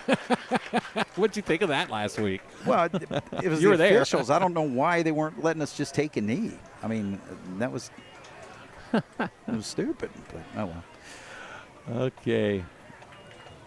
And they're not even Yeah, going to bother either. there The we clock will wind down, and the ball game is over. Well, the Jasper Wildcats, with a big victory tonight, decided advantage of 28-7, the final score over the Castle Knights as the Cats pick up their 6th straight victory of the year. They pick up the ball game with the victory as they will now big game for the win for the Cats tonight. Yeah, there's no doubt. I mean, again, this was the marquee matchup that we were seeing tonight as far as the conference, and it's huge. I mean, Jasper to come up with a 28-7 win here, and again, had a little stretch there where offense and defense kind of took a little back seat, but for the most part, Jasper dominating this football game and just outstanding execution with their offense. Defense was just solid all night. Didn't come up with the shutout there, but 3 huge turnovers that pretty well just changed things as far as what Castle was trying to do. And I mean, it was just a outstanding win. And here's the thing with this Jasper football team right now is that somebody made the comment that I don't know if anybody wants to play Jasper right now when it comes to the tournament and all that, but you can kind of forget what happened in that Memorial game because this is not the same Jasper team. This is one that just keeps getting better week after week, and I would think it would be one of the favorites when we get into the sectional. I mean, I know everybody's talking about Heritage Hills and all that, but they lost last week, and this is just a team that once that tournament comes around, I don't think anybody's going to want to face us. Obviously, A very intense game in the first half, but little things got a little lackadaisical in the second half, but nonetheless a victory, Craig, for Jasper, and big as far as conference standings are concerned, as we've been kind of alluding to. Jasper is now 6-1, and they stand alone at least in second place, depending on the outcome of Memorial and Rice tonight. Could be in first place. So yeah, there's no doubt about it. But just looking at the numbers, they speak for themselves. And Wildcats 339 yards of offense, only gave up 141 of offense to Castle tonight. And Jalen Mainers 11 of 19 passing for 147 yards and 2 touchdowns. So big night for him. But look at Caden Ramos again, 2 weeks in a row that he has rushed for over 100 yards, 21 carries for 120 tonight. So again, hats off to this Wildcat football team coming up with a humongous win tonight. So the Wildcats is again improving to 6-1 on the season. Castle falls to 5-2. The Wildcats will be back in action for their final home game of the 2025 regular season as they will host the North Huskies here at Jerry Brewer Alumni Stadium for senior night. The Knights, meanwhile, they will travel to Central to take on the Bears at Central Stadium. So once again, the final score is Jasper 28, the Castle Knights 7. The Wildcats with a big victory tonight here again, and we will, of course, again next week it's on to take on the North Huskies. We will have that game for you next Saturday at 10 a.m., Sunday at 7 p.m. Right here on 18 WJTS. For Craig Schneider and Jeremy Marcos, I'm Carey Schneider saying so long from Alumni Stadium. The preceding was a special presentation by 18 WJTS TV. High school football on WJTS is proudly brought to you by Southern Indiana Propane, Liuna Indiana Laborers District Council, Ubelor & Son Chevy Cadillac Toyota, DuBois County Tire, Carpet Warehouse, Maringer Plumbing, Heating and Air Conditioning, Just Whimsy, and 18 WJTS, a DC broadcasting company. Thank you for watching.